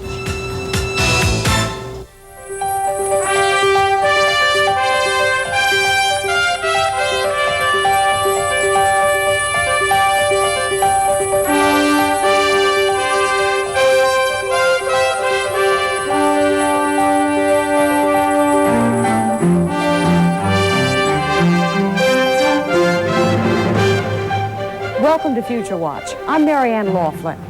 War in the Gulf is beginning to give way to peace. And for the first time since August, nations in the region have time to consider the future, to wonder what the next century will be like, instead of worrying about tomorrow. For Kuwait, the process of rebuilding may last well into the next century. For Saudi Arabia, which suffered considerably less damage from the war, the challenge is different. Its development as a modern society began just about the time the world developed a thirst for oil, Oil, aside from being the catalyst for some of the problems facing the Gulf today, has been the key to Saudi Arabia's emergence as a modern state. But is oil the key to Saudi Arabia's future? The answer to that question might surprise you. From Saudi Arabia, David George has this week's Future File report. Modern Saudi Arabia. Highways, schools, shopping centers, whole towns sprung from the desert. It's as if the country leaped the 20th century, landing somehow in the 21st. Well, I would say some parts of this country is probably in the 21st century and some parts are not, which is understandable. Understandable, because a half-century ago, most Saudi Arabians lived like their ancestors lived, peasants in small towns or nomads in the desert. Oil was discovered in exportable quantities in 1938, and things began to change. The rich overnight nation of nomads began to catch up with the rest of the world. In 1985, a generation whose fathers were sons of the desert sent one of its sons to America. America sent him into space, and his country went into orbit. In Saudi Arabia, that was the shock that the kids here needed, and the population at large, to bring them literally to rocket them into the 21st century.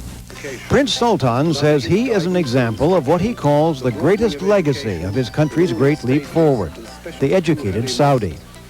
While it was building all those roads and shops and cities, the government built something vastly more important to Saudi Arabia's future: schools. At one point of time, there was a school opened in one part or other of Saudi Arabia every 2 days. This huge emphasis on education helped develop this nation to get to where it is. Oil paid the bills for the education system and for everything else in Saudi Arabia's run-up to the future. Someday, the oil will run out. But we have realized that from a very long time, and therefore we have begun to shape our economy and shape our development in a way that it will not be oil dependent in the very long term. Some scientists say Saudi Arabia's oil may last only another 50 years. What will the world do then for energy? If you're talking 50 years from now, I think Saudi Arabia should continue to be a provider of energy to the rest of the world with abundant solar energy in this region. Solar energy. Saudi Arabia's University of Petroleum and Minerals was established to provide manpower for the oil industry. Now its research institute spends a good part of its budget on solar energy research. A section of the capital, Riyadh, has become a solar energy laboratory. Saudi Arabia, where gasoline costs 50 cents a gallon, the country that is the world's largest oil exporter and has the world's largest oil reserves, leads the world in seeking an alternative to oil. The world could learn some lessons about oil from oil-rich Saudi Arabia. Meanwhile, the Gulf War is forcing Saudi Arabia to learn some lessons from the rest of the world. This way. CNN has become available over the government-controlled airwaves since the war began, giving many ordinary Saudis their first look at Western news programming. A look at women GIs working on an equal footing with their male counterparts encouraged a few Saudi women to mount an unsuccessful challenge to laws that prohibit women from driving. The basic law in Saudi Arabia is the Quran. Islamic law and civil law are synonymous. Mankind's ways may change, but Islam is implacable. The Prophet says, whatever is done not in accordance to what we taught is rejected. So nothing can influence Islam. People may come and close or far away from Islam, but Islam wouldn't change. But technology is changing the way Saudi Arabians live. The world's largest system for making seawater potable is helping break the desert's tyranny. Irrigation makes it possible to farm the desert, reducing the country's dependence on imported food. Low-cost government loans encourage industrial development. Saudi entrepreneurs, like the young man whose father built this paper factory and this hotel, say Saudi Arabia is on its way toward becoming commercially self-sufficient. Mainly we are in factories manufacturing of different kind of paper and plastic products, and we are aiming to be more having most of raw material from this part of the world. There are fewer than 8 million native-born Saudi Arabians in a country one-third the size of the United States. Experts say technology is the key to future development. We have a small population, a large land. The natural area we should go into is more automation, more high-tech approach, simply because you don't have the manpower to enhance any kind of industry. 5 of every dozen faces on the streets of Saudi Arabia belong to somebody from someplace else. Virtually all the blue-collar work here is done by third-world contract workers from places like India and the Philippines. Businessmen and professionals from Europe and the United States have provided much of the white-collar know-how. Abdullah Dabag and other experts say graduates of Saudi Arabia's universities are beginning to replace some of the expatriate professionals. A businessman, a Dutchman who's been here over a decade, says Saudis, to their credit, have learned a lot from the outsiders they've hired to help run their country. If you want to make a projection, I hope that that kind of healthy appreciation of change and how to adapt to it will guide them into the next century. Saudi Arabia's leaders say the next century doesn't faze a people who've come so far, so fast. To them, everything is acceptable. It's open game now. We can do anything we want. There's nothing impossible. It may be nothing is impossible for people who've been able to build a modern nation on land like this. But oil paid for all of the 20th century's progress, and in the 21st century, the oil could run out. But that may prove to be a bigger problem in the rest of the world than it will here. In Saudi Arabia, David George, CNN, Future Watch. The government of Saudi Arabia is so convinced of the importance of science and technology that it has begun building a multi-million-dollar science park in the heart of Riyadh. Its backers say the park will portray Saudi Arabia's future against the backdrop of the country's past, and it will be a place where parents can spend entire days with their children. What effect will all the changes taking place have on the Saudi government? The country is a monarchy, one in which freedom of expression is limited. Will outside influences, particularly exposure to Western media, influence 21st century Saudis to demand greater individual freedom and a bigger say in how their country is run? David George says some young Saudi Arabians he talked to say they think the time has come for at least a taste of citizen involvement in their country's government. Just ahead on Future Watch, with a possible shortage looming in the 21st century, some ways we can keep from running out of engineers. I just get a master's in engineering. Recently, DuPont announced that its energy unit would pioneer the use of new double-hulled oil tankers in order to safeguard the environment.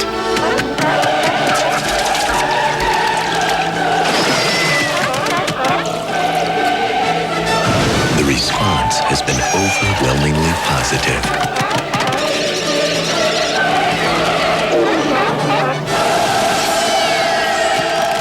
DuPont, better things for better living. What can a Pitney Bowes mailing system do for your business? Watch this.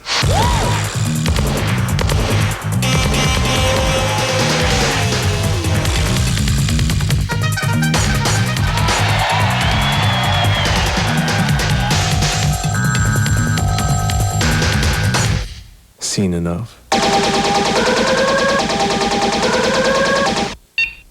It has all come so far. Today, our engineers can crash test cars on a computer. If only they could have seen us 40 years ago. We had no idea we were inventing safety science. Most people today know nothing of all this safety pioneering, but I think Mercedes drivers, they know. I think they can feel it. The war is over, victory assured, but the battle between media and the military lingers. Were pool reporters pawns of the Pentagon's plans The Press Goes to War, tonight, 6:30 Eastern on CNN.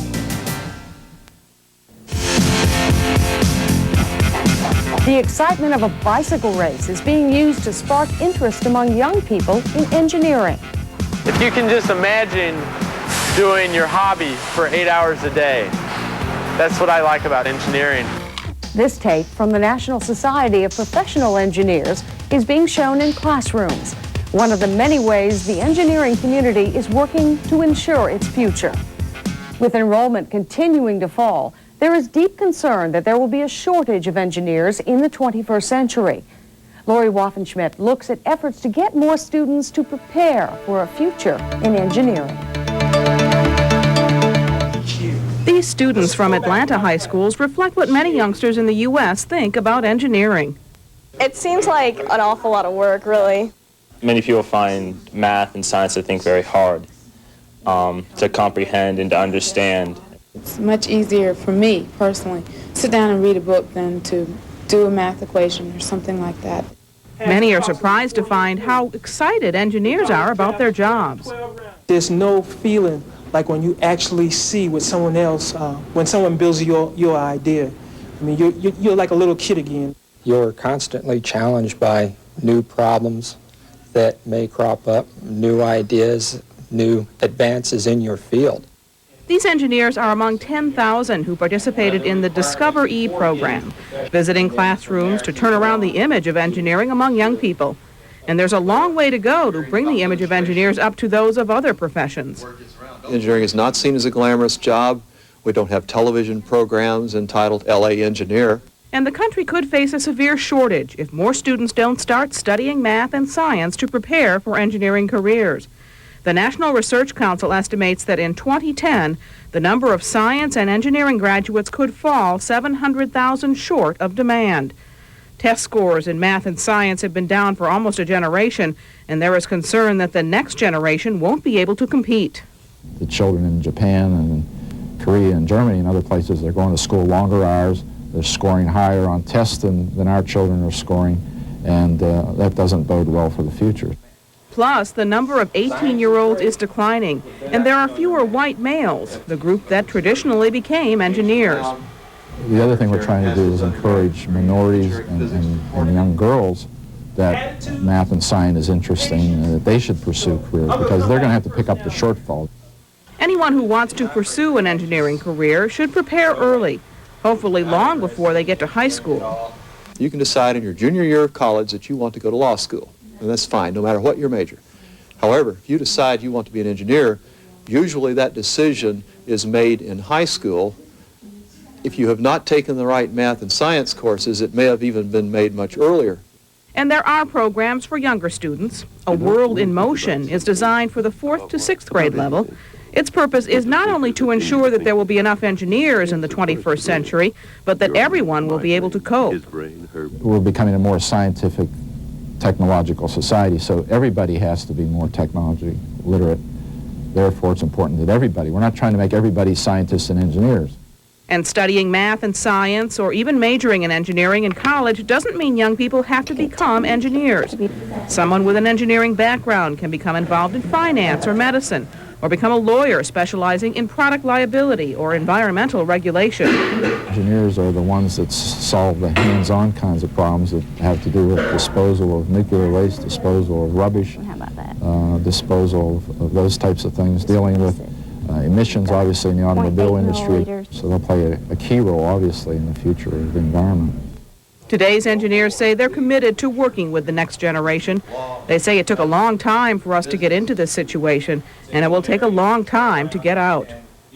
Lori Waffenschmidt, CNN, Future Watch. We can't say it will increase the number of chemical engineers, but the ChemiCalc should make it easier for chemistry students to deal with all the calculations involved. Invented by a chemistry professor, ChemiCalc is based on the periodic table of elements. A chemistry problem can involve so many steps that if you make a mistake, it can take longer to find the error than to correct it. The equation's not balanced, so we go over here and balance that. Bert Ramsey says his ChemiCalc can help you find the source of your error and work to fix it. Now, if we repeat this calculation, you see the equation is balanced, and we get... And he says students aren't the only ones who can benefit from that process. It can also help professional chemists. I think it's going to be especially useful for those people who either have not well-developed math skills or do not do these calculations very often.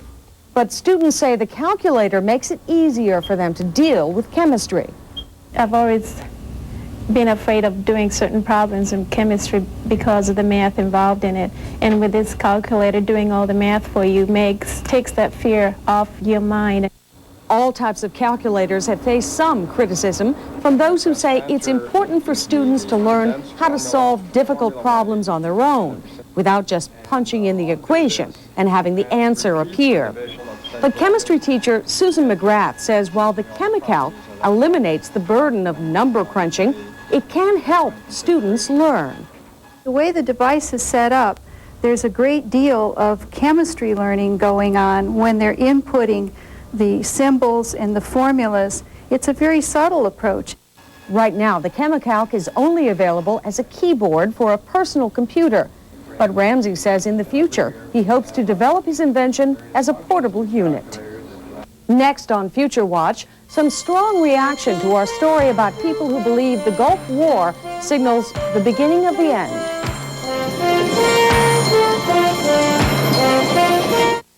I spent the last 20 years trying to buy clothes to hide my thighs, and now I'm showing them off. Definitely one of the best things that happens is shoulder stuff.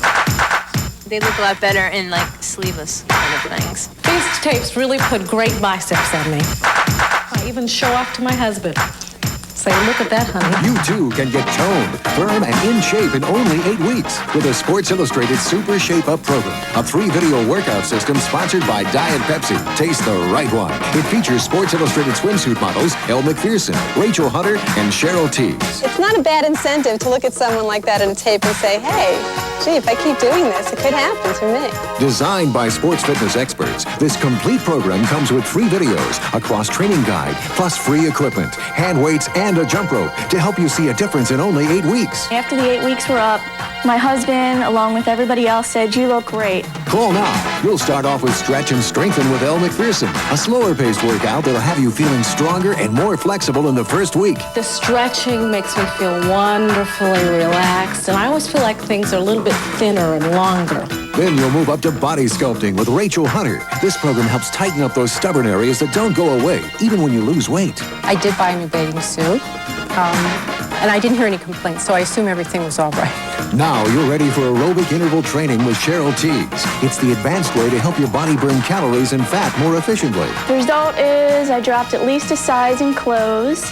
My outlook was great because I felt good about what I looked like. Call now for the 3-stage Super Shape Up program. You can use your credit card and you'll be billed in 3 easy monthly payments of $19.95 each. With payment, you'll get both the hand weights and jump rope free.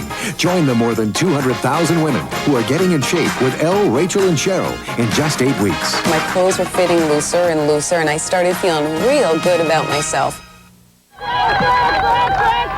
The fighting may have ended in the Persian Gulf, but as we learned a few weeks ago on this program, some say the Gulf War signals the end of the world.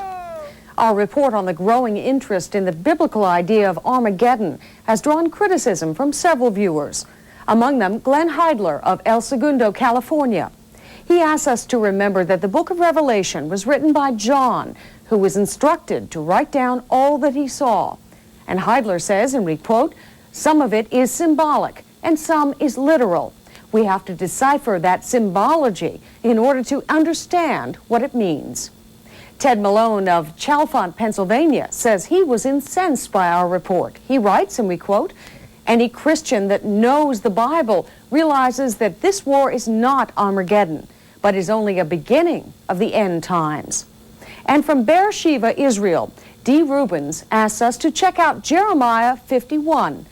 We can't read all 64 verses for you, but Rubens says, and we quote, I am not a doomsayer, a mystic, or a religious fanatic, but it sure is interesting. Viewer comments on our program are always interesting. Please add your thoughts by writing to us at Future Watch, 1 CNN Center, Box 105366, Atlanta, Georgia, 30348. When we return, listen carefully. The sound you're going to hear might be the sound of a solution to a major environmental problem. Mary Brody won't feel the tiny lump in her breast for another 2 years, but she'll discover it tomorrow after her first mammogram, thanks in part to a new X-ray film created by DuPont that makes it safer to start mammography early. And for Mary, early detection means a 2-year head start on the rest of her life. At DuPont, we make the things that make a difference. Frank Bartles and Ed James have just entered the room where they will make an announcement of great importance. Hello. What you see here is the world's only light wine cooler. New Bartles and James Light. How did you make it? As you can see, Ed has reduced the calories by 1/3, which he believes gives you even more fresh fruit taste. That's impossible. That is exactly what they told Tom Edison, and he did just fine with his light, so please try ours, and thank you for your support. Could this sound save the Earth's ozone layer? Scientists at the Naval Postgraduate School in California are using sound waves to cool as an alternative to chlorofluorocarbons, which destroy ozone. The researchers say their acoustic fridge could revolutionize home refrigeration and air conditioning, but they caution that much more research is needed, and they haven't built anything yet that looks like the refrigerator you have at home. Here's how their system works. There's a very high amplitude sound wave inside the resonator here, and the sound wave passes through the stack, and it's really the interaction between the high amplitude standing wave and the surface of the plastic film in the stack that causes heat to be pumped from a colder temperature to a warmer temperature, which is what a refrigerator is. Well, we'll take his word for it. A small acoustic fridge is scheduled to fly on a space shuttle this year, a unit that could be used to control temperature in satellites. By the way, opening a home version of the acoustic fridge wouldn't be a noisy experience. Plastic walls would provide soundproofing. And on that cool note, we bid you goodbye for this week. Be sure to stay with CNN for coverage of the latest developments in the situation on the Gulf. I'm Marianne Laughlin. Join us again next week for another edition of Future Watch.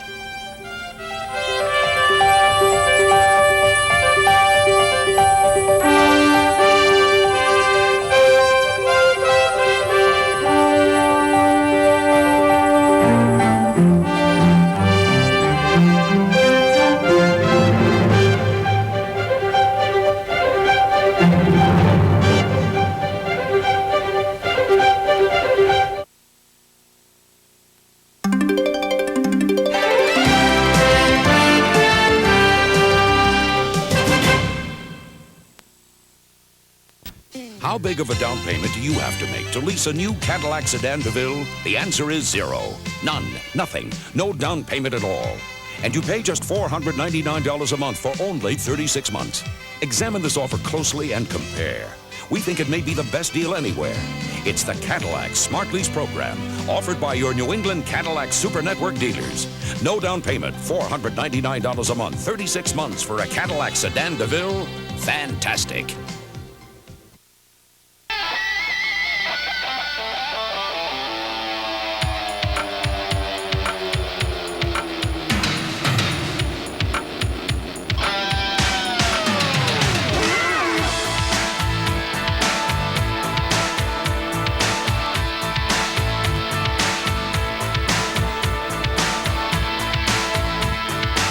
Look for Gotcha Sportswear in all young men's departments at G Fox, an authorized Gotcha dealer. Here's a real handyman special. Servall Plumbing and Electrical in Waterbury. Servall, the do-it-yourself paradise, featuring fluorescent and incandescent lighting fixtures of all kinds at the lowest prices. And Servall is the handyman's haven for bathroom and kitchen sinks, bathtubs, vanities, and all types of fittings. You pick up, you install means passed on savings from Servall. For 31 years, Servall Plumbing and Electrical, 957 South Main Street, Waterbury, the handyman's do-it-yourself paradise. Recently, 25,000 car owners all over America put their cars to an important test. For 365 days and nights, they looked at product quality and dealer service. Then after a year of ownership, they were surveyed by J.D. Power and Associates. And in the end, the American car line with the highest ranking in overall customer satisfaction was Cadillac. Of course, Cadillac again. See your Cadillac Super Network dealer and put us to your test. This is CNN.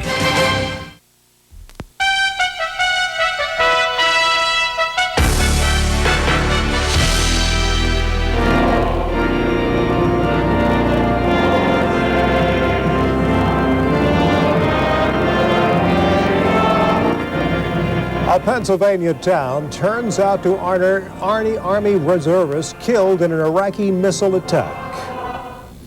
And Iraq's second largest city slides into chaos as people in the south of the country try to flee north. Hello, I'm David French. And I'm Dave Michaels with CNN's continuing coverage of events in the Gulf. Iraq and the Allies will be meeting Sunday to discuss the terms of a ceasefire.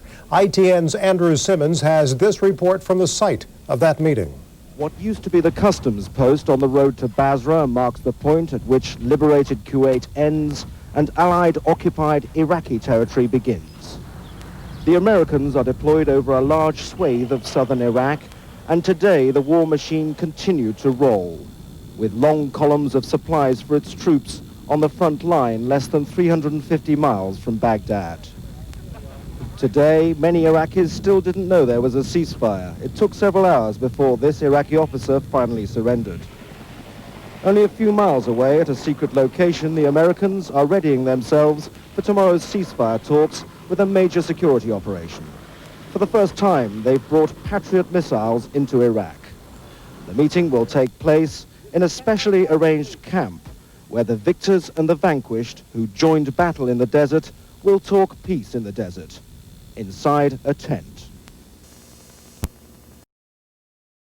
That they're physically here, and I think sometimes it may not really dawn on them for maybe a later time that they really took part of history itself.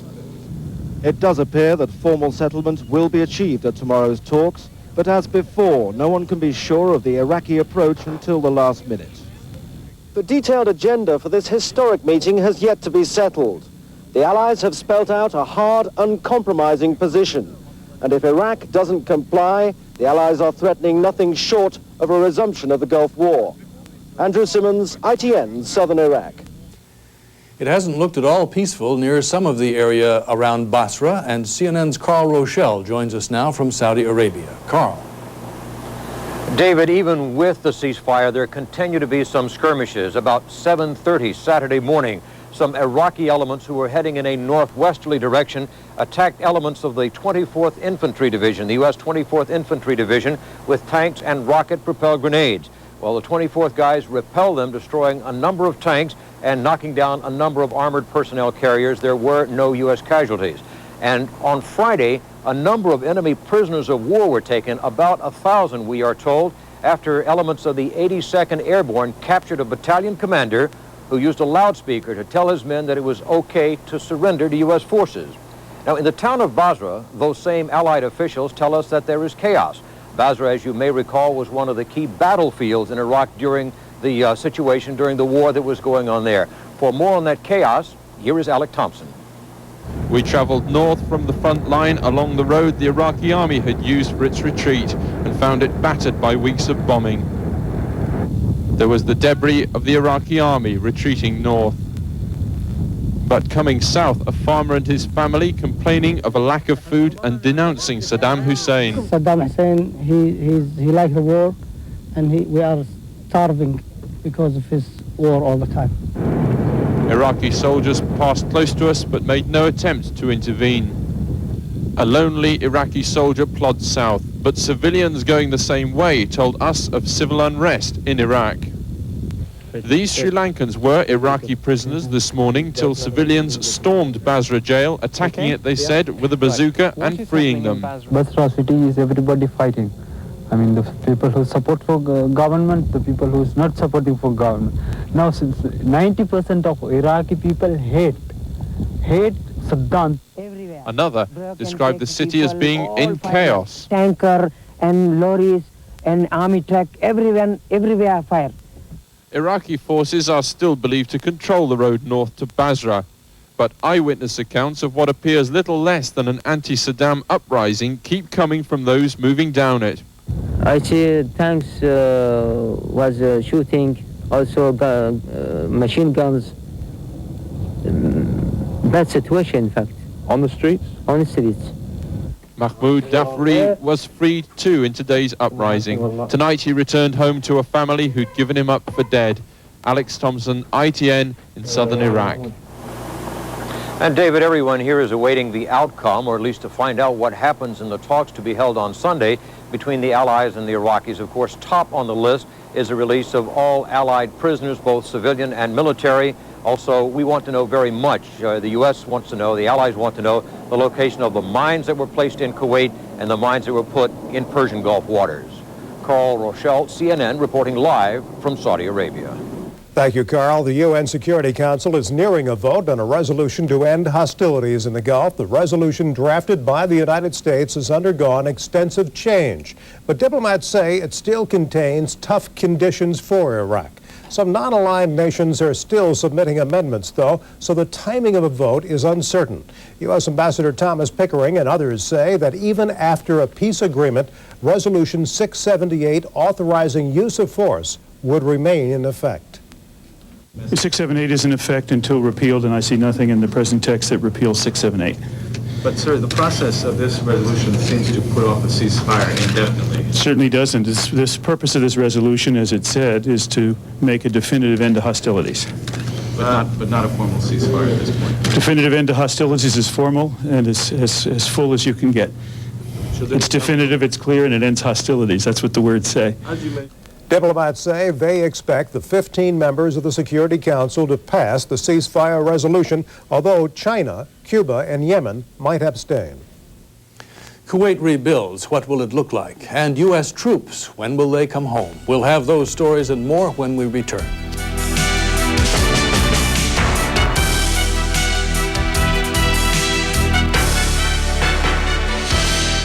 A few small towns in western Pennsylvania have produced more football legends than any other place. Dan Marino, Johnny Unitas, George Blanda. What is it about these towns that gives birth to such greatness? The very things that drive us at Ford. When leadership is in your blood, you push yourself to even greater heights. In fact, starting right now, you'll be seeing more new models and exciting innovations from Ford than you've seen in years. Ford Motor Company.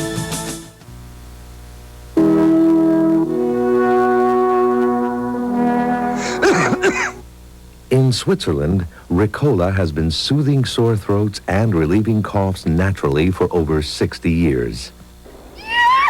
Ricola is a blend of 10 organically grown alpine herbs and natural flavors, providing pleasant-tasting natural relief.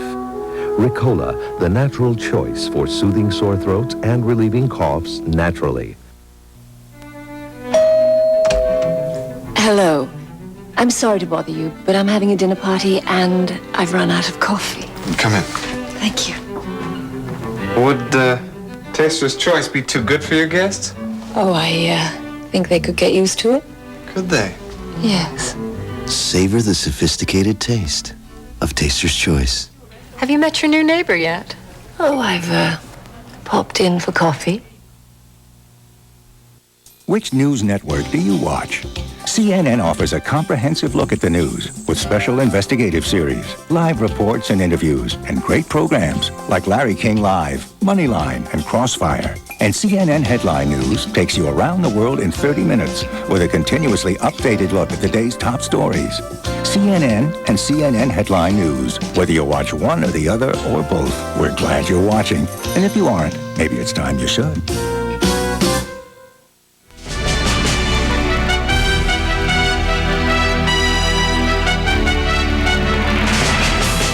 Kuwait City, reveling in newfound freedom and recovering from Iraqi occupation, is undergoing a period of adjustment. CNN's Greg Lamont is in Kuwait's capital city. He joins us live now. Greg. Well, celebration continues to be the order of the day here in Kuwait City. Thousands of people, mostly in their cars, paraded in front of the U.S. Embassy across the street from us. It was a procession of about 2 or 3 miles long. People were honking their horns. They were waving flags, showing V for victory. Others were outside of the cars shooting machine guns into the air. In fact, some people have commented that there has been more gunfire during the celebrations than it took to free Kuwait. In fact, many of us here, there's been so much gunfire in the air that we've become very concerned about it, that more people haven't become injured or possibly killed by bullets going into the air and coming back down on crowds of people. It is illegal for Kuwaitis to own guns, but it's believed those in control are sort of looking the other way right now, believing that it's better to have people in celebration than to have them sitting around in the dark thinking about the fact that they don't have any electricity or water. The U.S. ambassador to Kuwait was out and about in the city today. He was visiting a local hospital where he was giving some words of encouragement to the folks. And Senator Alphonse D'Amato arrived in Kuwait City today. He is calling for war crime trials for those involved in the looting of Kuwait and the killing of its citizens here. Speaking of its citizens, they are looking forward to greater freedom and more control over its government, and the Iraqi invasion may have moved them closer to it, ironically, as we hear from CNN's John Sweeney. When the last shots are fired in celebration, Kuwaitis have been promised free elections. The recently returned Cabinet Affairs Minister says parliamentary elections will be held as soon as possible. The parliament will be elected maybe 3 months, maybe 4 months, maybe 6 months. I can't say that. It all depends on the discussion with our people in Kuwait. But many Kuwaitis remain wary of promises made by an exiled government last fall under pressure due to the Iraqi invasion. There are no guarantees other than good intentions. But our experience has been of broken promises for democracies. In the past, Kuwait made 2 attempts to form parliamentary governments, from 1962 to 1976, and from 1981 to 1986. Both attempts were dissolved by the ruling family. Now the National Assembly building stands empty and gutted by departing Iraqi troops. Tiny Kuwait has been ruled by the powerful El Sabah family from the 18th century. In 1962, a constitution created a parliamentary system, but the ruling family has shown little enthusiasm for it. 2 days after the liberation of Kuwait, 45-year-old Hamid Joan, a former member of parliament and opposition leader, was shot in the chest by a gunman when he answered his doorbell. He says his assailant was a Kuwaiti. And when he shot at me, he was smiling. Do you think it was politically motivated? I will go with this explanation, yes. I think so, yes. Despite the assassination attempt, many Kuwaitis hope Iraq's cruel occupation and the American-led liberation have tipped the scales in favor of democracy. We think the Americans and Europeans would like to their sacrifices to be for the cause of democracy, rather than handing power again for a single person or a family. Now that it is basking in the unfamiliar role of hero in this part of the world, the U.S. government appears bent in that direction. There will be parliamentary elections. The ambassador thinks women should be permitted to vote in this area of the world. That is a radical departure, but he feels very strongly about it. So I think you're going to see parliamentary elections. Currently under martial law, Kuwait's move toward democracy may not be as fast as proponents would like. But with world pressure and attention focused on the oil state, the ruling family seems to have little choice other than establishing a form of constitutional monarchy. John Sweeney, CNN, Kuwait. All the talk in Kuwait right now involves General Norman Schwarzkopf's scheduled meeting tomorrow with his Iraqi counterparts. The two sides are supposed to get together to begin negotiations involving a ceasefire, but it is widely believed the general will simply hand his Iraqi counterparts a list of demands involving the UN sanctions and say, take it or leave it. If they opt for the latter, it is widely believed war will resume.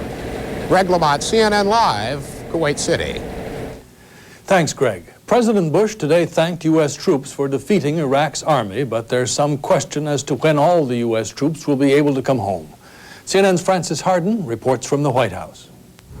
On the eve of ceasefire talks between the Allies and Iraq, President Bush told U.S. troops by radio that their safe return is his highest priority. We are committed to seeing every American soldier and every Allied POW home soon, home to the thanks and the respect and the love of a grateful nation, and a very grateful president.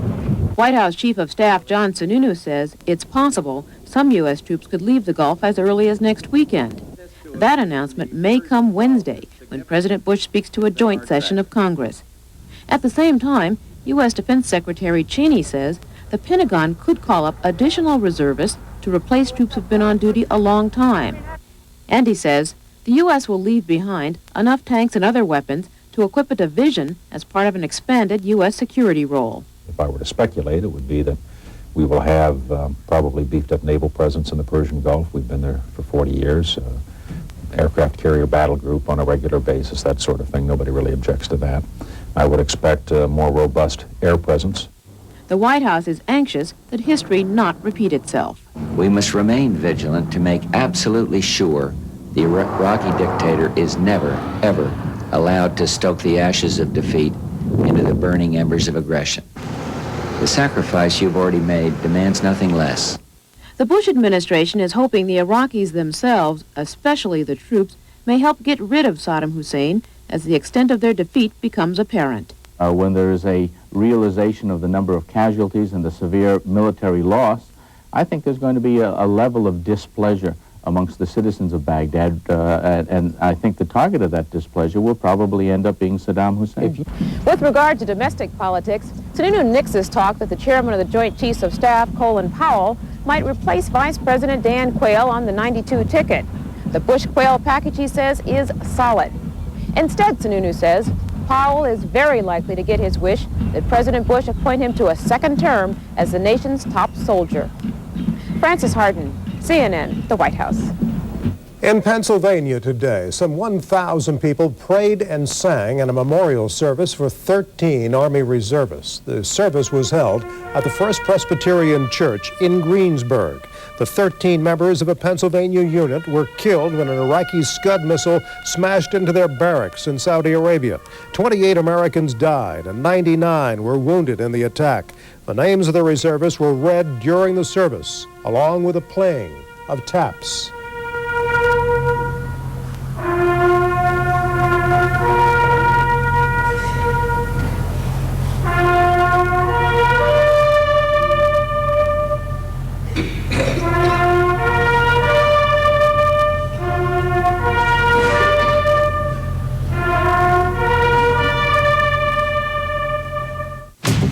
"27 years old, and his company was just purchased for $10 million.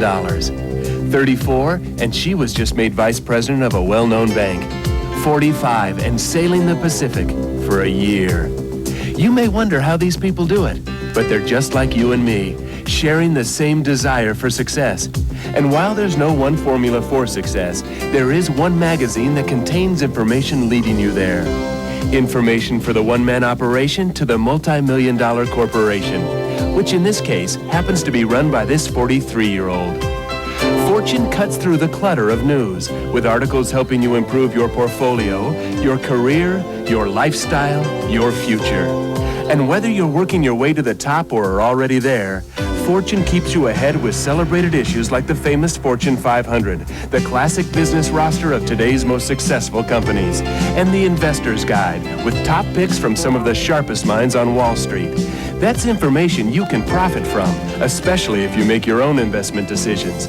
As a bonus with your paid subscription is the Investor's Guide and this free Fortune Facts with Solar Calculator. It's a business calendar, a work planner, a personal directory, which is being used by this 47-year-old who runs one of America's most successful medical companies. So call 1-800-621-6500 and get 16 issues of Fortune at over 53% savings off the cover price. Payable in 3 installments of just $9.77 each. That's what this 28-year-old international financier would call a great business deal. Included with your paid subscription is this free Fortune Facts, the Investor's Guide, the Fortune 500 issue, plus something even highly successful people can't turn away from. Over 53% savings off the cover price. So call 1-800-621-6500. What's that number? 1-800-621-6500.